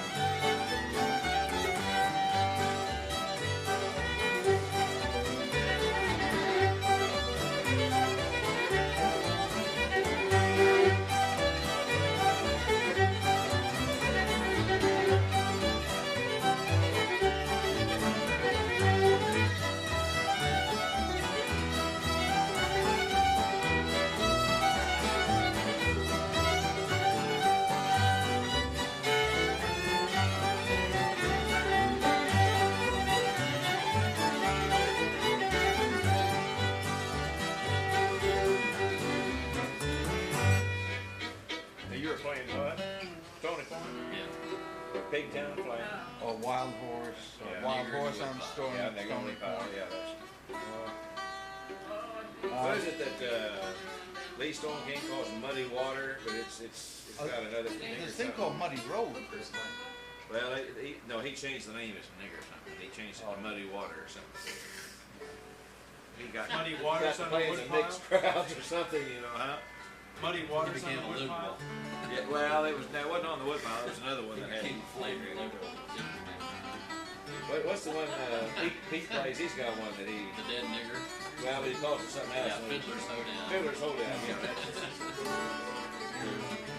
They play one down in Ozarks County called Bigfoot Nigger, which is I don't know. Well, there's a number of tunes that have names like that. They think nothing of them. I mean, it's just a name. Yeah, I know. It's just me. The names bother me. And I know that with a lot of the people I play for, the names would bother them, so I just avoid Oh, well, them. I wouldn't use them. But they do it without even thinking what... Is that butter? Yeah. Get that butter out. Get some butter out. Anybody want a scoop of butter? Are you going to butter your bow or butter your strings and some of that? We can all glisten. They played on glisten. We were playing around the big table in the guy's kitchen one time, and this old boy, he was a character. He laid his bowl down, and the butter dish was there. He laid it right in the butter, didn't know what, picked it back up, and started playing. It was the very best Yeah, and butter. it just ruined the whole thing. He was so damn cheeky, he wouldn't pay that if somebody re-hurried his bowl in. He tried to boil it and everything, and he ruined his whole wooden bowl, he ruined everything. Boiled the whole bowl. Well, yeah, because he didn't want to get that butter out there. Yeah, but he could have taken the frog Oh, sort of well, the hair and the... he didn't want to pay anybody. Nobody could tell him what to do.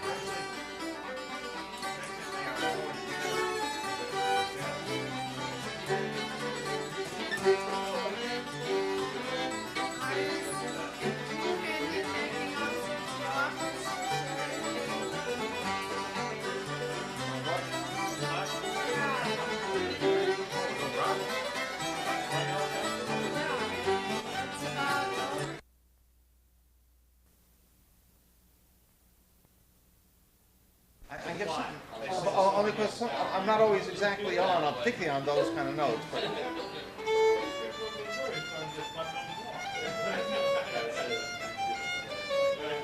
and particularly on the second part.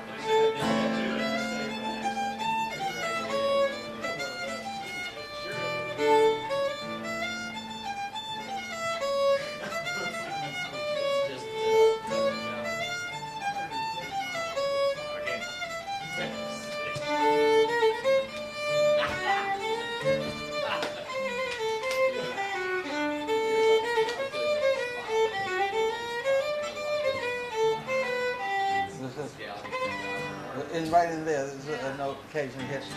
Sometimes you hit it the one way, and sometimes that little quarter tone up.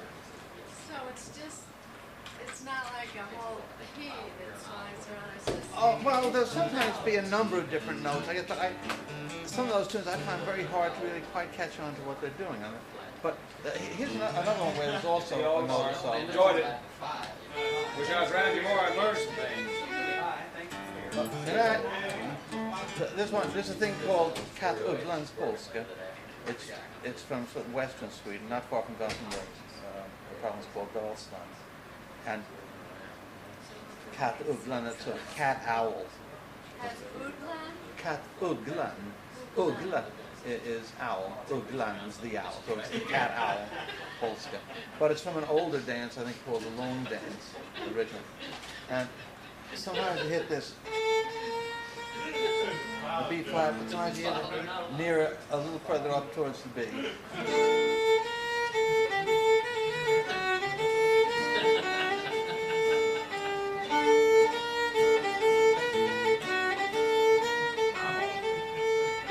You hit, yeah. And there it's the B flat. Where it's a little higher. It's not. It's a sort of little. Move your fingers around. different temperament. Yeah.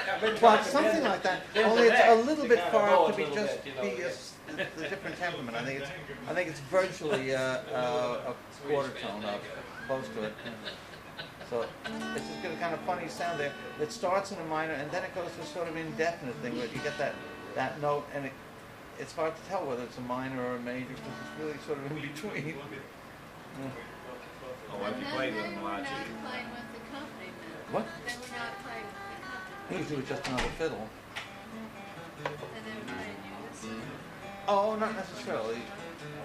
Well, a lot of it, of course, is just solo. I mean, but if it is played, it usually be with another fiddle when they're playing that way. If they're playing with accompaniment with piano or accordion or guitar, they'll probably straighten that out and play it in either a major or a minor, or stick pretty much to the standard scale. But they would double each other if there was more than... Well, they might, or they might play another sort of harmony note to it. Seems up north they played it, but they were playing more than one fiddle. They'll play thirds and harmonies more than double. Yeah, but they will. But the point is, it could be in this case, rather than a major third or a minor third, it's sort of a half major. It's half closer minor. to it. In Europe, Julie plays mediocre. Mediocre. Mediocre. Maybe that's that quarter Liv, tone get me you're out of bed. talking Let me out of bed. No, I don't about. pay along with that. Mediocre. But I wondered if that's closer to Yeah. what you're. Yeah. Because they throw in these odd notes that didn't really belong in the scale, and they have to notate them specially. In the notation that they give, well, the notation you find in most of the Swedish, the older Swedish books where they're notating down players in the 1890s and early 1900s, they would write it as an F, for instance, but then have a little star over it and say this was played somewhere between F and F sharp. Or there's a guy who did a recent book on playing on tunes from a particular family, and in there he had a whole section on his notation. He had a special notation for indicating a note that was like 20 cents, 20% of the way up, or 25. He said he had one for like an eighth of a tone up, one for a quarter of a tone up, one for an eighth of a tone down from the next one, or 3/8. Sorry. He had very good hearing. Yeah. Well, but these guys did play. Some of them, they at some time. Well, he may have also done it with an oscilloscope sometimes and checked these out, or some mechanism. And he also had ways for indicating slightly uneven time. Like you have a thing, four notes on a double bar. They're all 16th notes, then, aren't they? The four of them hanging down together from one double bar. Only sometimes they're not really intended to be played exactly equal. So he had a way of writing the second bar. The first bar on the top is like that. But if you had something like that, well, it means that one is a little longer because it's less of an effect as indicated by the bar. So it'd have shorter or longer, then slightly longer, and back to slightly shorter, and back to the. But it's practically possible, from what I understand, to transcribe a man's style. All these people come in and try and transcribe, and then when you hear somebody else play it from the note written music, the calligraphy is all off. I mean, it's. Well, the thing is, that what he was attempting here was to have ways of writing in as many of the peculiarities of the style as possible, and he does seem to have covered a lot of possibilities. He also had a section on the bowing and showing kind of figure of 8 movements that they would do with the bows. And it's just that's an individual thing. Fiddle even more than most instruments, but by any instrument, there's all sorts of but timing. I think the fiddle really is the one that's in Western civilization. That's the. Right, you call what we've got civilization. Huh? You call what we've got civilization. Yeah, I get it. Now let's look. Play something not too difficult. Play something. These Stone Kings I was talking about. Gosh, they got a repertoire like ours. They got a repertoire of tunes all their own. Oh, Peach Orchard. You know stuff like that? Peach Orchard and Peach Orchard. And let's see. I can't think of it. Do you know Robinson County? I've been a long time. What is it? Julie wants to D, but I can't remember how it's a little crooked, but not bad. But if I can remember how you know who plays that? Lester Johnson plays Robinson County. Lester Johnson plays that. There were two different versions. No, but there was a version that this guy, Ted Sharp played. Maybe Charlie, do you know Ted Sharp's Robinson County, or how the tune goes? How does it begin? I used to play it, and I can't. Because that's a really nice tune. And and the guy is, it may be the other version that Bester Johnson played, I don't know.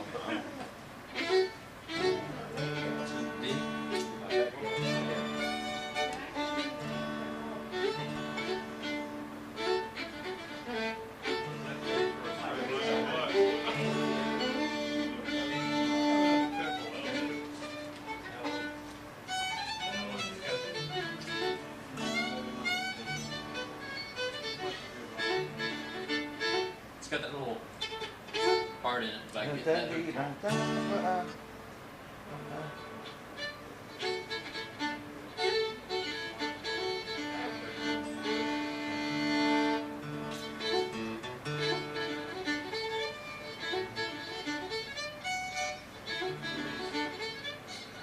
Shull. Come on, Joe. I don't care what you're doing. Come Shull, on. how's Robinson County go? I don't know it. Plus, there's a Shit, I couple used of to play it birds. all the time. Yeah. There's a Ted, Sharp Hymn and Sharp version. Yeah, that's the.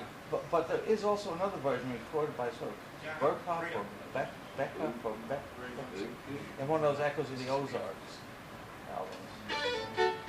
There you go.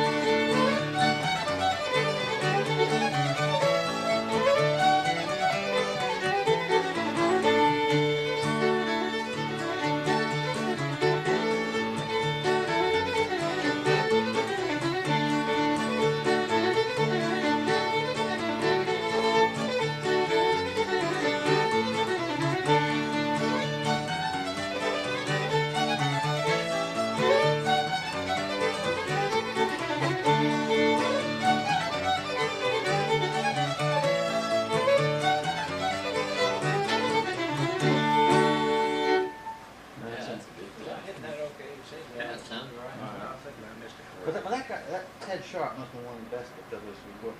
Because, like he did that, he called Pike Pete, and that Clark Kessner called Rat Cheese Under the Hill. And Rat Cheese Under the Hill, Kessner played, it was real nice. But when you listen to Sharp, it's every bit as clean and punchy, and much more old-timey. Yeah, it's got a little It's better tuned. What? Charlie does a real good job on that. Go ahead. Yeah, but He really plays it. He plays it just like that. so many green things that rolled over. Steve. I can't really remember that.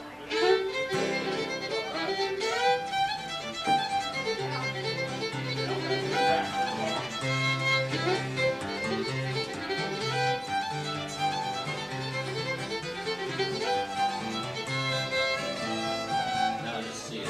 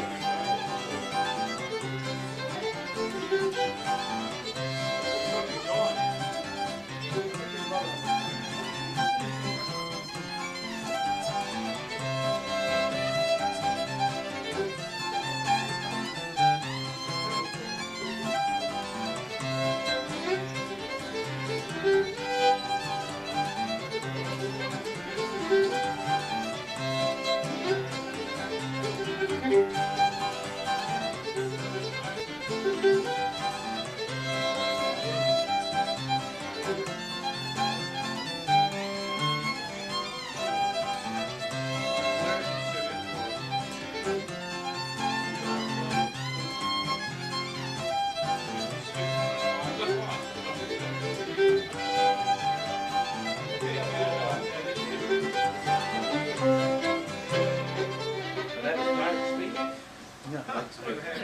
Yeah, and that sounds sort of like the way he played. I mean, that sort of range. I'm gonna have to head on. Yeah. Hate to, but getting old. Can't stay up like I used to. You're a mere kid. I know. Come on, McCann. Been going too strong today. Play one more. All right, one more. What are you gonna play? Beethoven's Fifth Symphony. See, there's a semantic one more. Don't mean the last one. It's just one more. Look, he's One getting more strap before on. the next. He's getting the strap 2 weeks on. to hold the thing. He's locked in. 2 weeks? No, we won't spend a whole 2 weeks on it. I mean, well, we gotta be over there tomorrow. I mean, so it can't be 2 weeks. How about that South Missouri? You know that? I played it with you, but I can't remember how it goes. You got me going. Come on.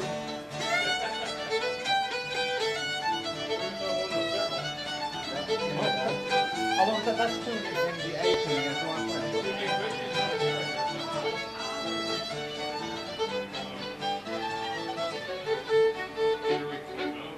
Oh, you want that? Well, I don't know.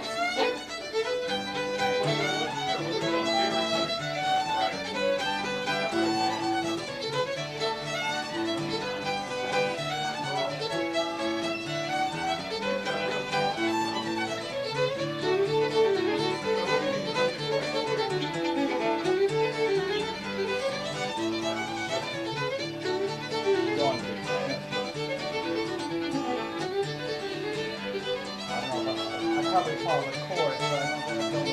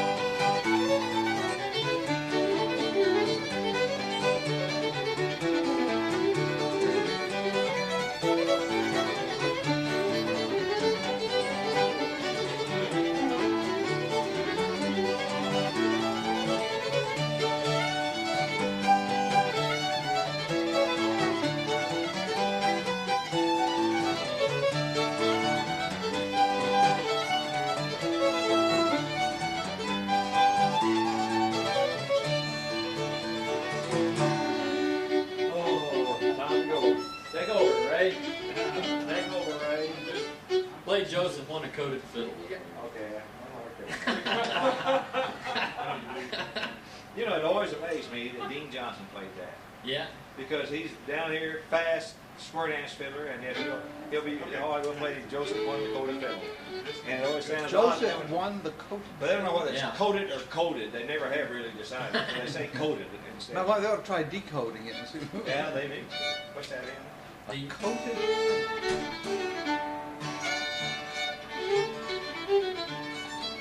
I about half know right.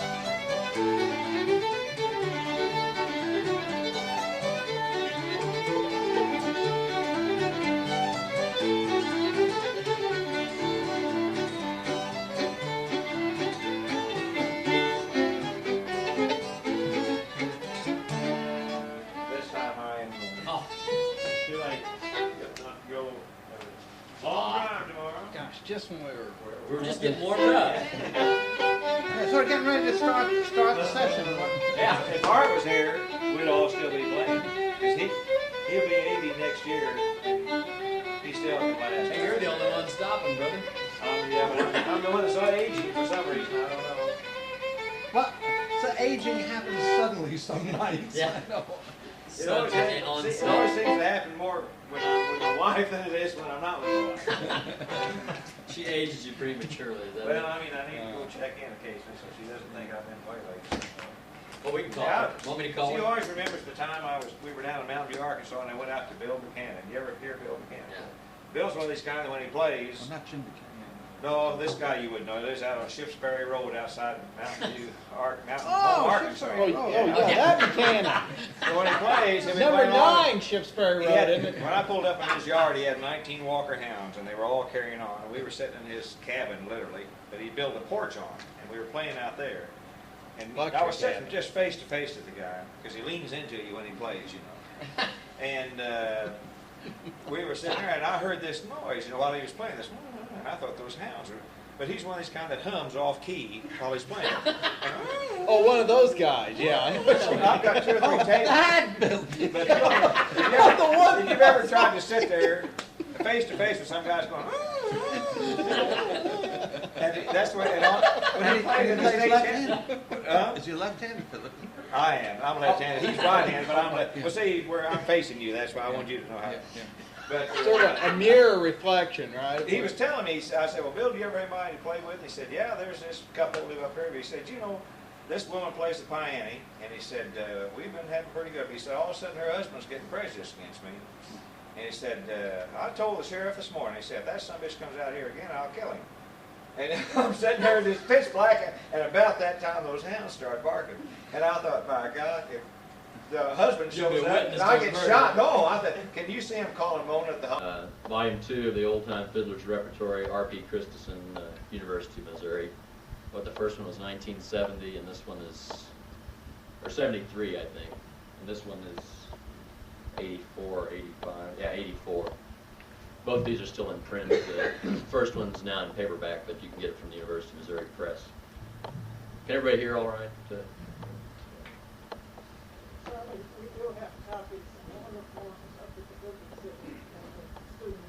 Oh, great. Becky tells me there are order forms for those UM. Hi. Sure. Yeah, we began promptly at 9:30. Supposed to start. I was telling Bill on the way over that this is probably the end of my career, the hobbyist folklorist now that made this big faux pas. Itinerancy is always there. There was a big crowd here at 9 o'clock. There was a big crowd here. I'm glad I left at 1. That's all. Anyway, this is the book, Old Time Violin Melodies, published here in St. Joe in 1927. And I'll let Bill tell you a little bit about the individual who published the book.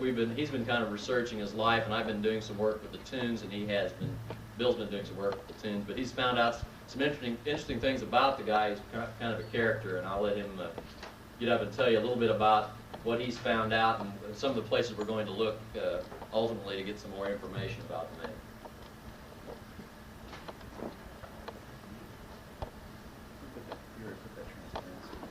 Which one? Oh, this one.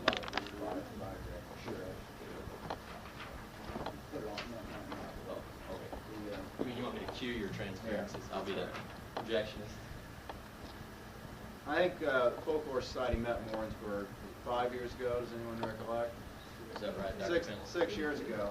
And at that time, I was living in Warrensburg, Missouri, and Charlie Walden came down on Friday evening, and I said, Charlie, where's everybody going to be? Assuming it was at CMSU, of course. He said, no. He said, they're out at the Mitty Vineyards in Lone Jack, Missouri, having their dinner, obviously, and meeting. And so I said, all right, although that seemed a little odd to me, and we took off and drove 30-some miles out to Lone Jack, Missouri. And we got there, and of course the lane up to the Midi Vineyards was completely dark. And the ultimate mark of inhospitality was that the gate was closed and locked. So I decided that, we jointly decided that the meeting wasn't being held there, and we drove back to Warrensburg, and he then checked the program, and it said that they were serving wine produced at the Midi Vineyards at the reception, which was held over at CMSU about 3 blocks from my house. So last night, Charlie looked at the program again and determined that from those big letters 10:30 that appear there as the ending hour, that the program started at 10:30, and that's when we were prepared to make this presentation. But let me speed ahead. I got interested in W.H. Morris for, I guess, a couple of reasons. One, he was the only compiler of a tune book about whom some history was not known. Ira Ford, I think, has been documented pretty well, and we all know Bob Christensen to one degree or the other. And same for the others, but W.H. Morris was a little bit of a mystery. Also, it's peculiar in a sense for a professional person, particularly a medical doctor, to be heavily involved enough in the fiddle music, I guess, to take the time and have the interest to produce a tune book. So I started looking through what we knew about him already, and the only thing that we had was an address at 1503 Savannah Avenue here in St. Joseph, and I went over, and it was a small, pretty dilapidated little structure, and it's still standing.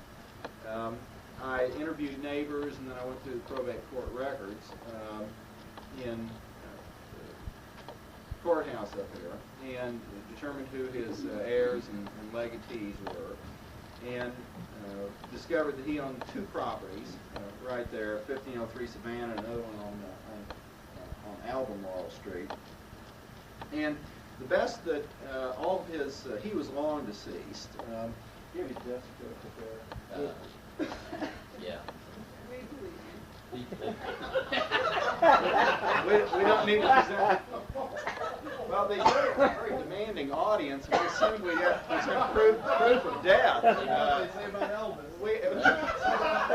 This could show up in the Inquirer. Is W.H. Morris still alive? We can definitively answer the question. I think we lost it. He's not. Then it may remain a mystery. The man may still be alive. You've lost it. But he would be at least 130. So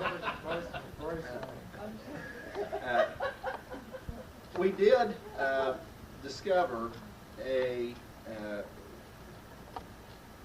relative of Morris who was on his deathbed, but who recollected the name of who was on his own deathbed. He was a witness to the death, but he's dead now too. I'm sorry for this silliness. I apologize. We'll get on to serious stuff.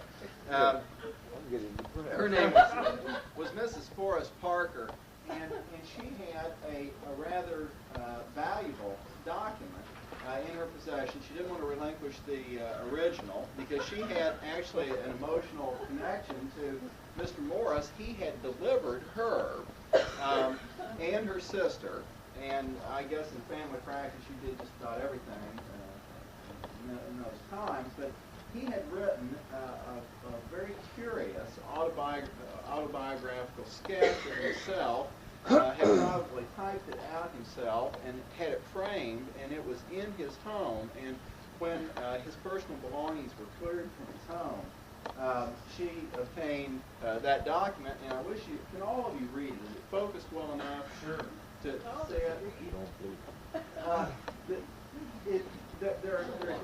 I don't think there is any particular fact in the sketch that is really significant, but the tenor of the thing is. You can gain quite a bit of personality of this individual, eccentric as it may be, from a reading of it, and let me give you just a second to go through it.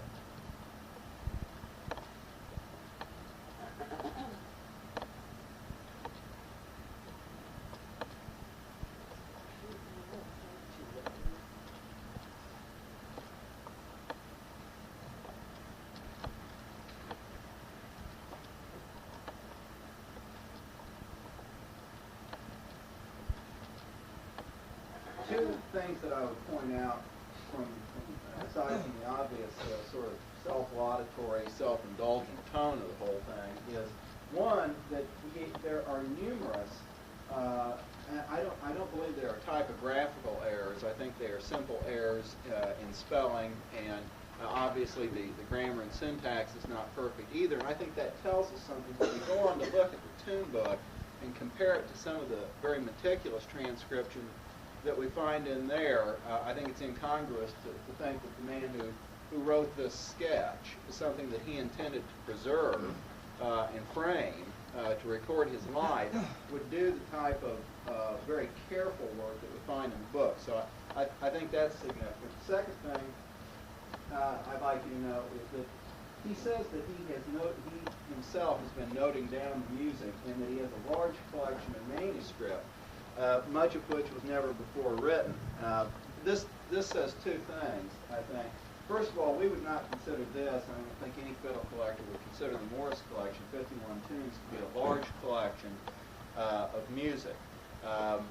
However, that doesn't diminish its significance, but it's not a large compilation of tunes. The second thing is that he's saying that he's noting it down himself and that it was never before written. When we look at a book and try and determine the origins of the tunes, we're going to assume that they came from one of three places. Either they were noted down from tradition, that they were taken off of commercial recordings, or in latter days, taped audio recordings of other fiddlers, or that they were lifted wholesale from other printed material. And in a sense, this is his voucher that he hasn't done that. I don't know that that's true, but it's one thing that we have to look at when we try to determine the origins of tunes in the book. The other thing that I think, Charlie, you can go on with this. Yeah. As to the large manuscript, Mrs. Morris or Mrs. Parker recollected that, and this is a lesson to all folklorists, and it's not the first time something like this has happened. Morris, for a time, removed himself from the area and rented his homes there on Span Avenue, one around the corner on Albemarle, to people. This is right during World War II. And the people, he had left all of his personal belongings in one room at the back of one of the homes, and he had padlocked it.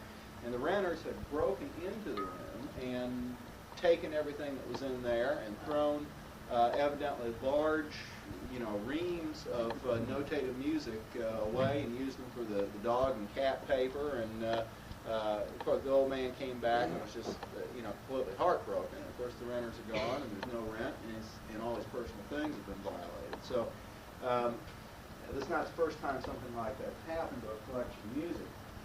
The things I've noted or point out about the preface that tell us something about the book. He says here that they've been taken down right off the violin by an old-time fiddler. Now you wonder, it's just like the best offhand or ear players played them. I have no doubt from the professional editor did not write that preface. You note that the thing was published, I think it says, is it published for or by Morris? By Morris. That's not a professional editor. And so we're going to assume that those are Morris's words. And my first question is, why didn't the guy say that they were taken down by me? We know that he's notated music, and why would he be making an oblique reference like that if they were really done by him? I don't know that it means anything for sure, but it's one thing to take into account. The other thing that I think is peculiar, he says that the bowing and fingering are marked. How many here know what we mean when we talk about the bowing or fingering in fiddle music? Well, we've got three. Charlie, put a sheet up there. We can go from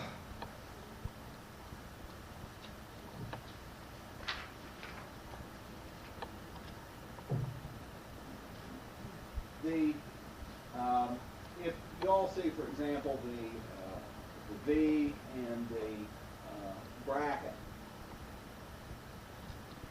The V would indicate that the note was produced on an up bow, that it has to be produced by going up the inverted bracket means that the note is to be produced on a down bow. And the fact that he has even chosen to include anything like that significant, we can go on to that in a second.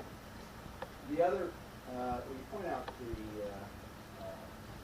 slur and tethering down there. You know, now, See where your hand is? Not there.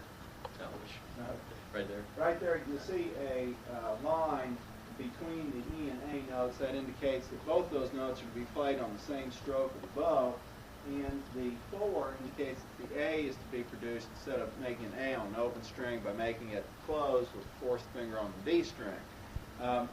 And these are a precision part of the formal notation of music, and I think it's peculiar that Morris himself took the care to do this. You've stolen all my thunder. Have I stolen anything from you? We were never able to find too much more about Morris. I think Charlie's going to give you a little bit more about the music itself here in a second. He was a very peculiar person from all accounts. I met one other pharmacist in his 70s who knew Mr. Morris. He was less than 5 foot tall. He had a very distinct limp. He was very rotund. No one had ever seen him without a large black medical bag. And he always wore a dark suit and dark tie. Miss Parker said that he kept apart from all of the other physicians, and that he was a people's, or a doctor for the people. And he was one of the ones who indeed did trade for vegetables and other produce or whatever services he was rendering at the time. He was in a fiddle club around here, the pharmacist remembered, with J.T. Duncan, the chief of police, and a number of other people. He was not a physician who occupied the same social stratum that most physicians do today, and I think that's probably consistent with his preoccupation with this music and with the autobiography that you saw.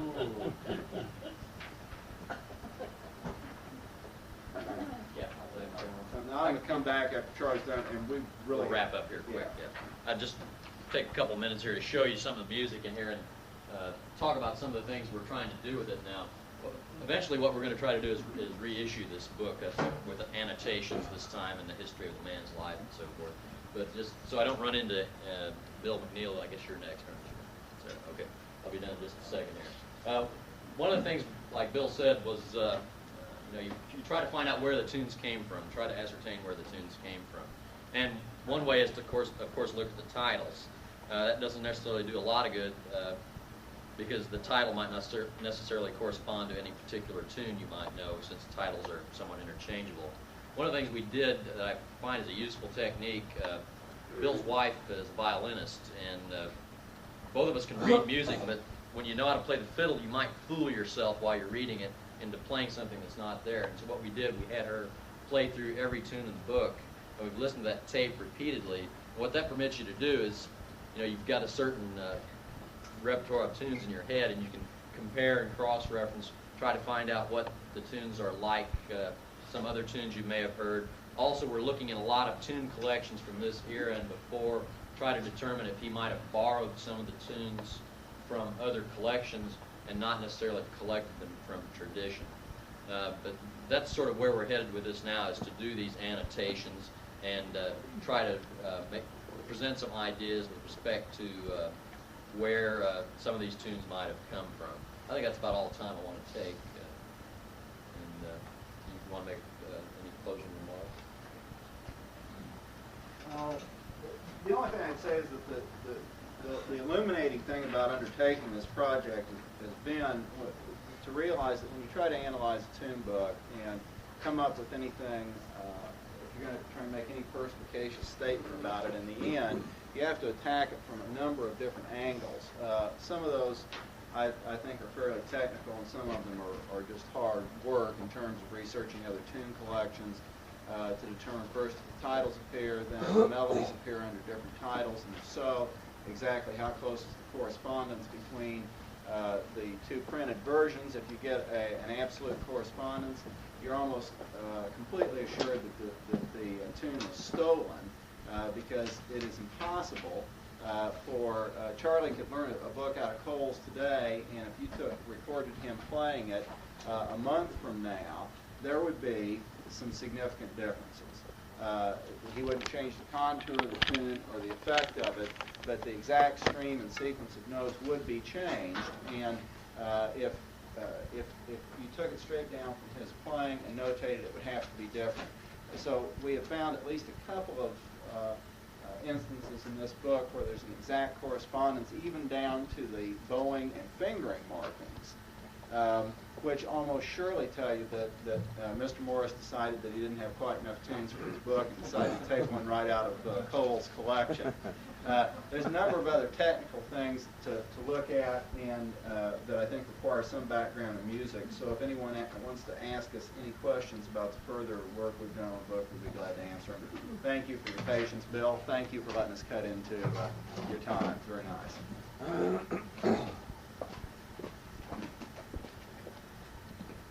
Thank you very much. I can't help but think again about Mr. Paley's presentation yesterday and the comments that some of our students, the kind of music that he was playing, and of course on a variety of instruments too. Because we are running a little late, and by the way, I'm not a bona fide member of this organization, but I like the informality and the humor I hear. I think I will join your group.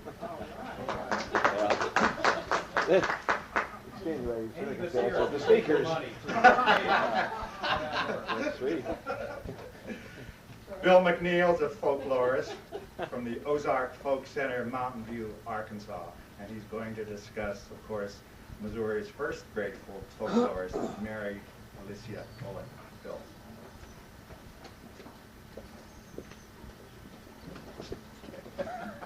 We did it. Actually, they're on the way. Whenever one thinks of Afro-American folk narratives, the name of Joel Chandler Harris is one of the first to come to mind. This Georgia writer is still widely regarded as a person primarily responsible for bringing Negro folk tales to the attention of the general public and thereby ensuring their preservation. There is, in fact, some truth to this oversimplification, for Harris was responsible for creating considerable interest in black folk narratives, and he did influence many other writers of his day. Not everybody, of course, at the time thought Harris was wonderful. I remember a reviewer in Life magazine, the original Life, spoke of him as monotonously clever. But anyway, he was generally successful. Nevertheless, the success of Harris's Uncle Remus books has tended to obscure the important contributions of other writers. Among the most important of these overlooked collectors is Mary Alicia Owen of St. Joseph, Missouri. Member of a pioneer Northwest Missouri family, Miss Owen was born in St. Joseph on January 29, 1850, and died there on January 5, 1935, less than 4 weeks shy of 85. A member of a remarkable family, Miss Owen had 2 sisters who, like her, gained international reputations in their chosen fields. Luella became a well-known geologist, and Juliet an ornithologist and botanist. The trio was quite popular around St. Joseph and regarded also as somewhat eccentric but also witty. One tale that is told about them took place during the First World War. Mary Alicia is said to have made a patriotic speech out in the country near St. Joseph. On the way back to town, she rode along in the back seat of a taxi being driven by a man who was making it an issue to see that everyone conformed to the accepted pattern of patriotic behavior. Going by a piece of uncultivated meadowland, he said in acid tones, "That land belongs to 3 wealthy old maids. Why don't they plow it out and put it in potatoes to feed the starving people of Europe?" Upon hearing this comment, Miss Owen reportedly quietly remarked, "I will speak to my 2 sisters about it when I get home." It is said that the surprise driver didn't say anything more, he simply spat out the window. Mary Alicia, the oldest of 5 children, developed an interest in folklore early in life, becoming particularly fond of the traditions of various quote-unquote exotic groups such as the local blacks and Indians, Welsh, Irish, and German immigrants. While still a child, she began to spend as much time as possible among these groups, and eventually her contacts with the nearby Sac Indians developed to such an extent that she was adopted into the tribe and initiated into their secret societies. Still, she never planned to do more with the data she collected and contribute some articles to newspapers and magazines until a friend loaned her a copy of Charles Godfrey Leland's Algonquin Legends of New England. Upon reading this volume, she realized she had heard many of the same narratives, but not from Algonquins, but rather from Indians and blacks in the St. Joseph area. This recognition inspired her to write Leland and send him some samples of the material she had collected. He was enthusiastic about the items and asked her for more to be used in a, and I quote, a great American dictionary of queer words, phrases, rhymes, charms, in short, folklore of all kinds, country people's usages, jokes, etc. The two collectors eventually became close friends and maintained correspondence for several years until Leland's death in 1903. He constantly advised her on folklore matters and was responsible for bringing her to many scholarly meetings, including the International Folklore Congress of 1891 in London, where she read a paper on voodoo that, according to Leland, was one of the sensations of the meeting. The article apparently was well received, and in addition gained a favorable notice in the London Times. Through Leland's influence, a book of tales she collected among Missouri blacks was published as Old Rabbit the Voodoo and Other Sorcerers in 1893. Before its printing, she was constantly in touch with Leland. In a letter of January 23, 1890, he counseled her on the proper method of preparing the manuscript, suggesting that she keep it as natural as possible. I quote, "Do you write your book just as you write to me? Be as droll as you can." End quote. He was especially anxious that the book be readable and feared that printing the stories in dialect would make them incomprehensible to most of their potential audience. Therefore, he reminded her, and I quote again, "Remember that your Missouri Negro English is difficult for many Americans to understand and almost a foreign tongue to English readers." End of quote.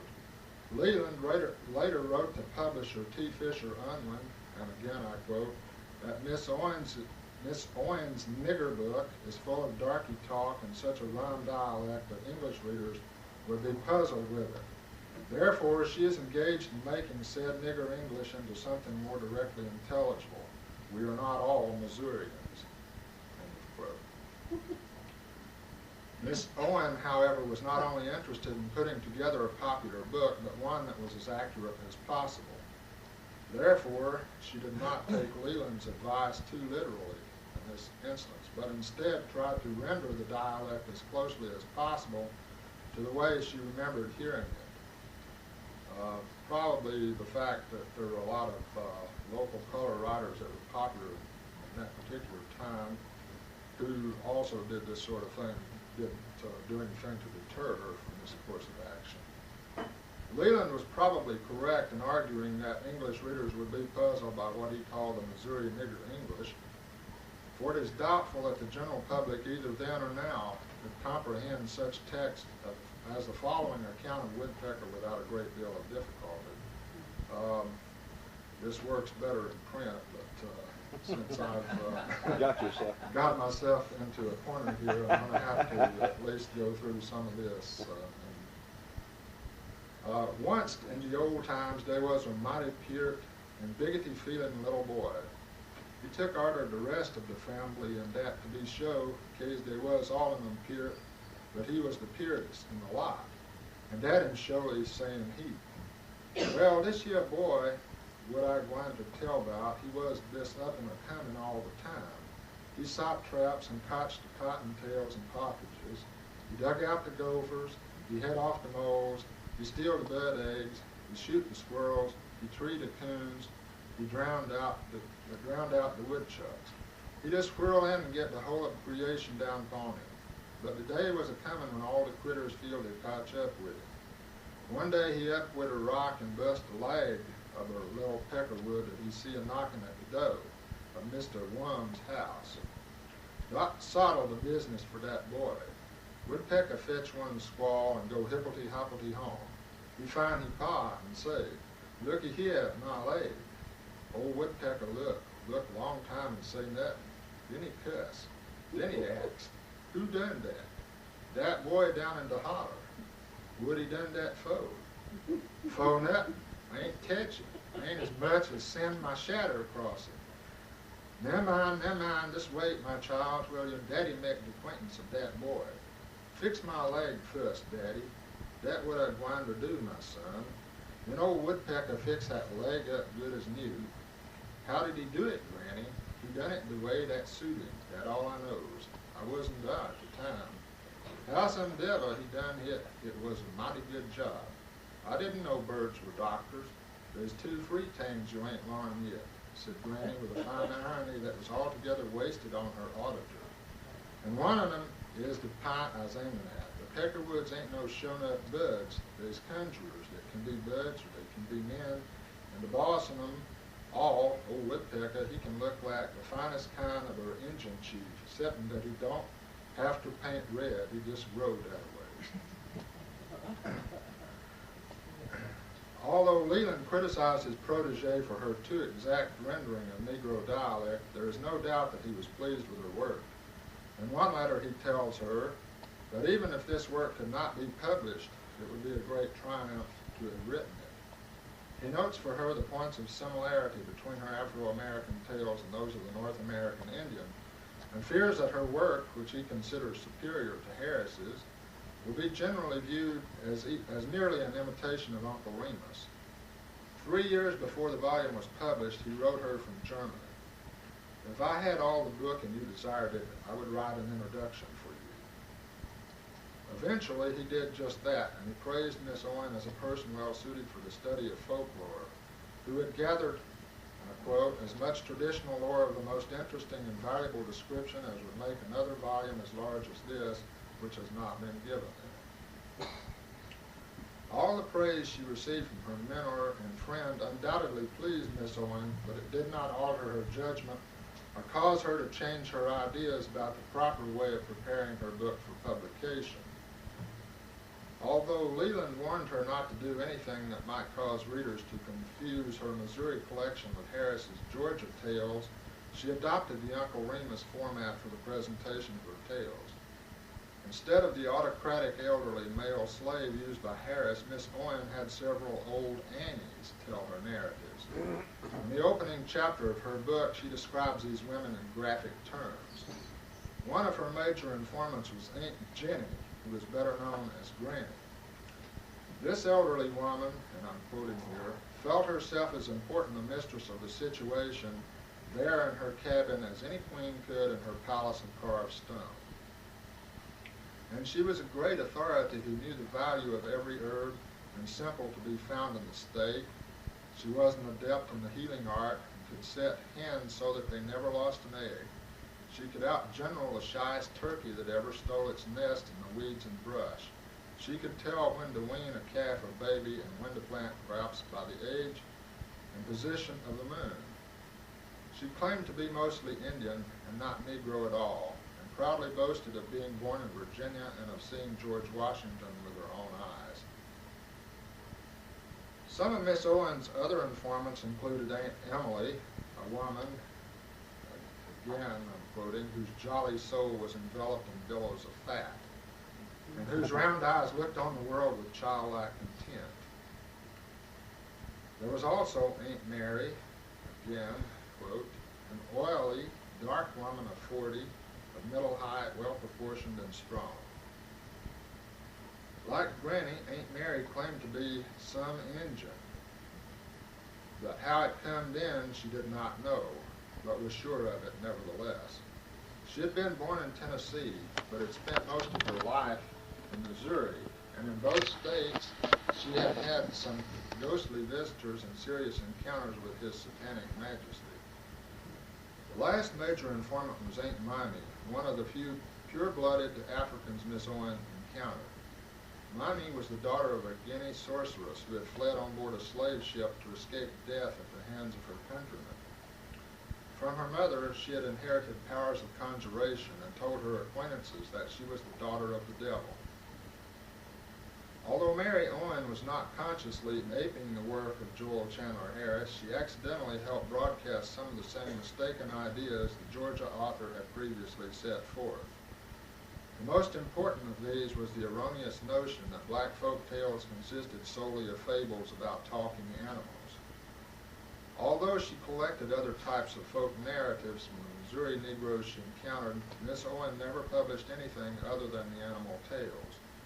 This concept of Afro-American folk narrative persisted until well into the 20th century. Mary Owen's use of dialect also was probably seen by some as an imitation of Harris's style, although there is no reason to doubt that it was not an attempt to accurately render Missouri Negro speech.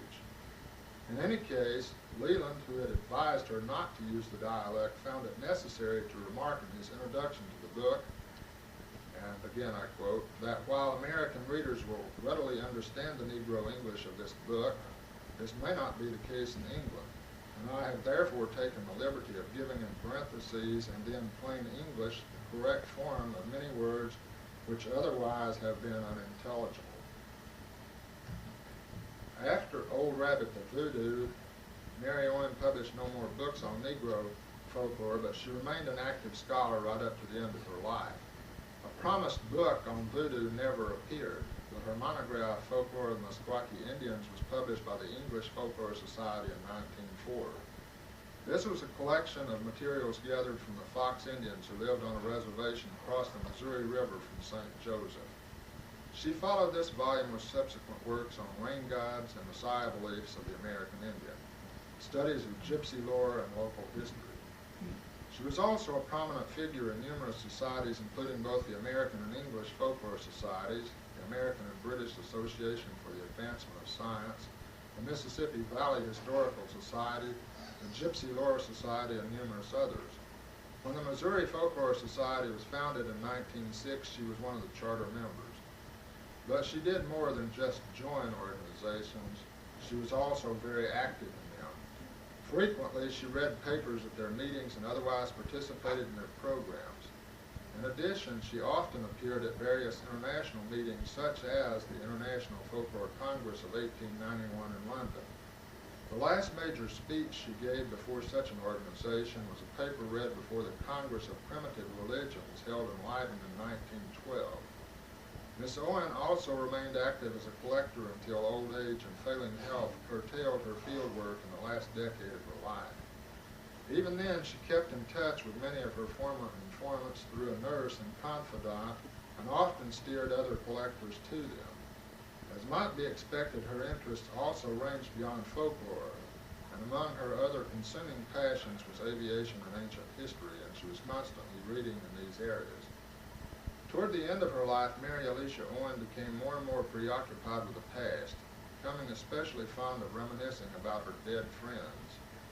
2 months before her death, she became seriously ill and had her nurse write down a list of the people that she wished to have notified in the event she did not recover.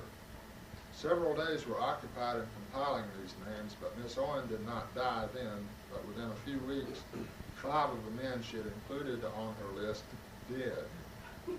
This loss made her extremely morose, and she died soon afterwards. Although her acquaintances in folklore were many, Miss Owen was really close to no one except Charles Godfrey Leland, and he, although an American by birth, was peripatetic and spent as much time in Europe as in his homeland.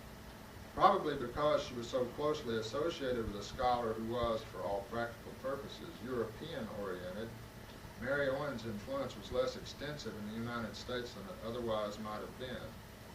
This is not to suggest that her work was not favorably reviewed in this country, for it was, but whenever her contemporaries thought of Afro-American lore, they usually saw the Georgian Joel Chandler Harris and his followers as the writers responsible for making the lore of the plantation interesting alike to the student and the general reader. Had her mentor, Charles Godfrey Leland, been more closely identified with the United States, Mary Alicia Owen might have been given a greater share of the credit Harris received. Thank you.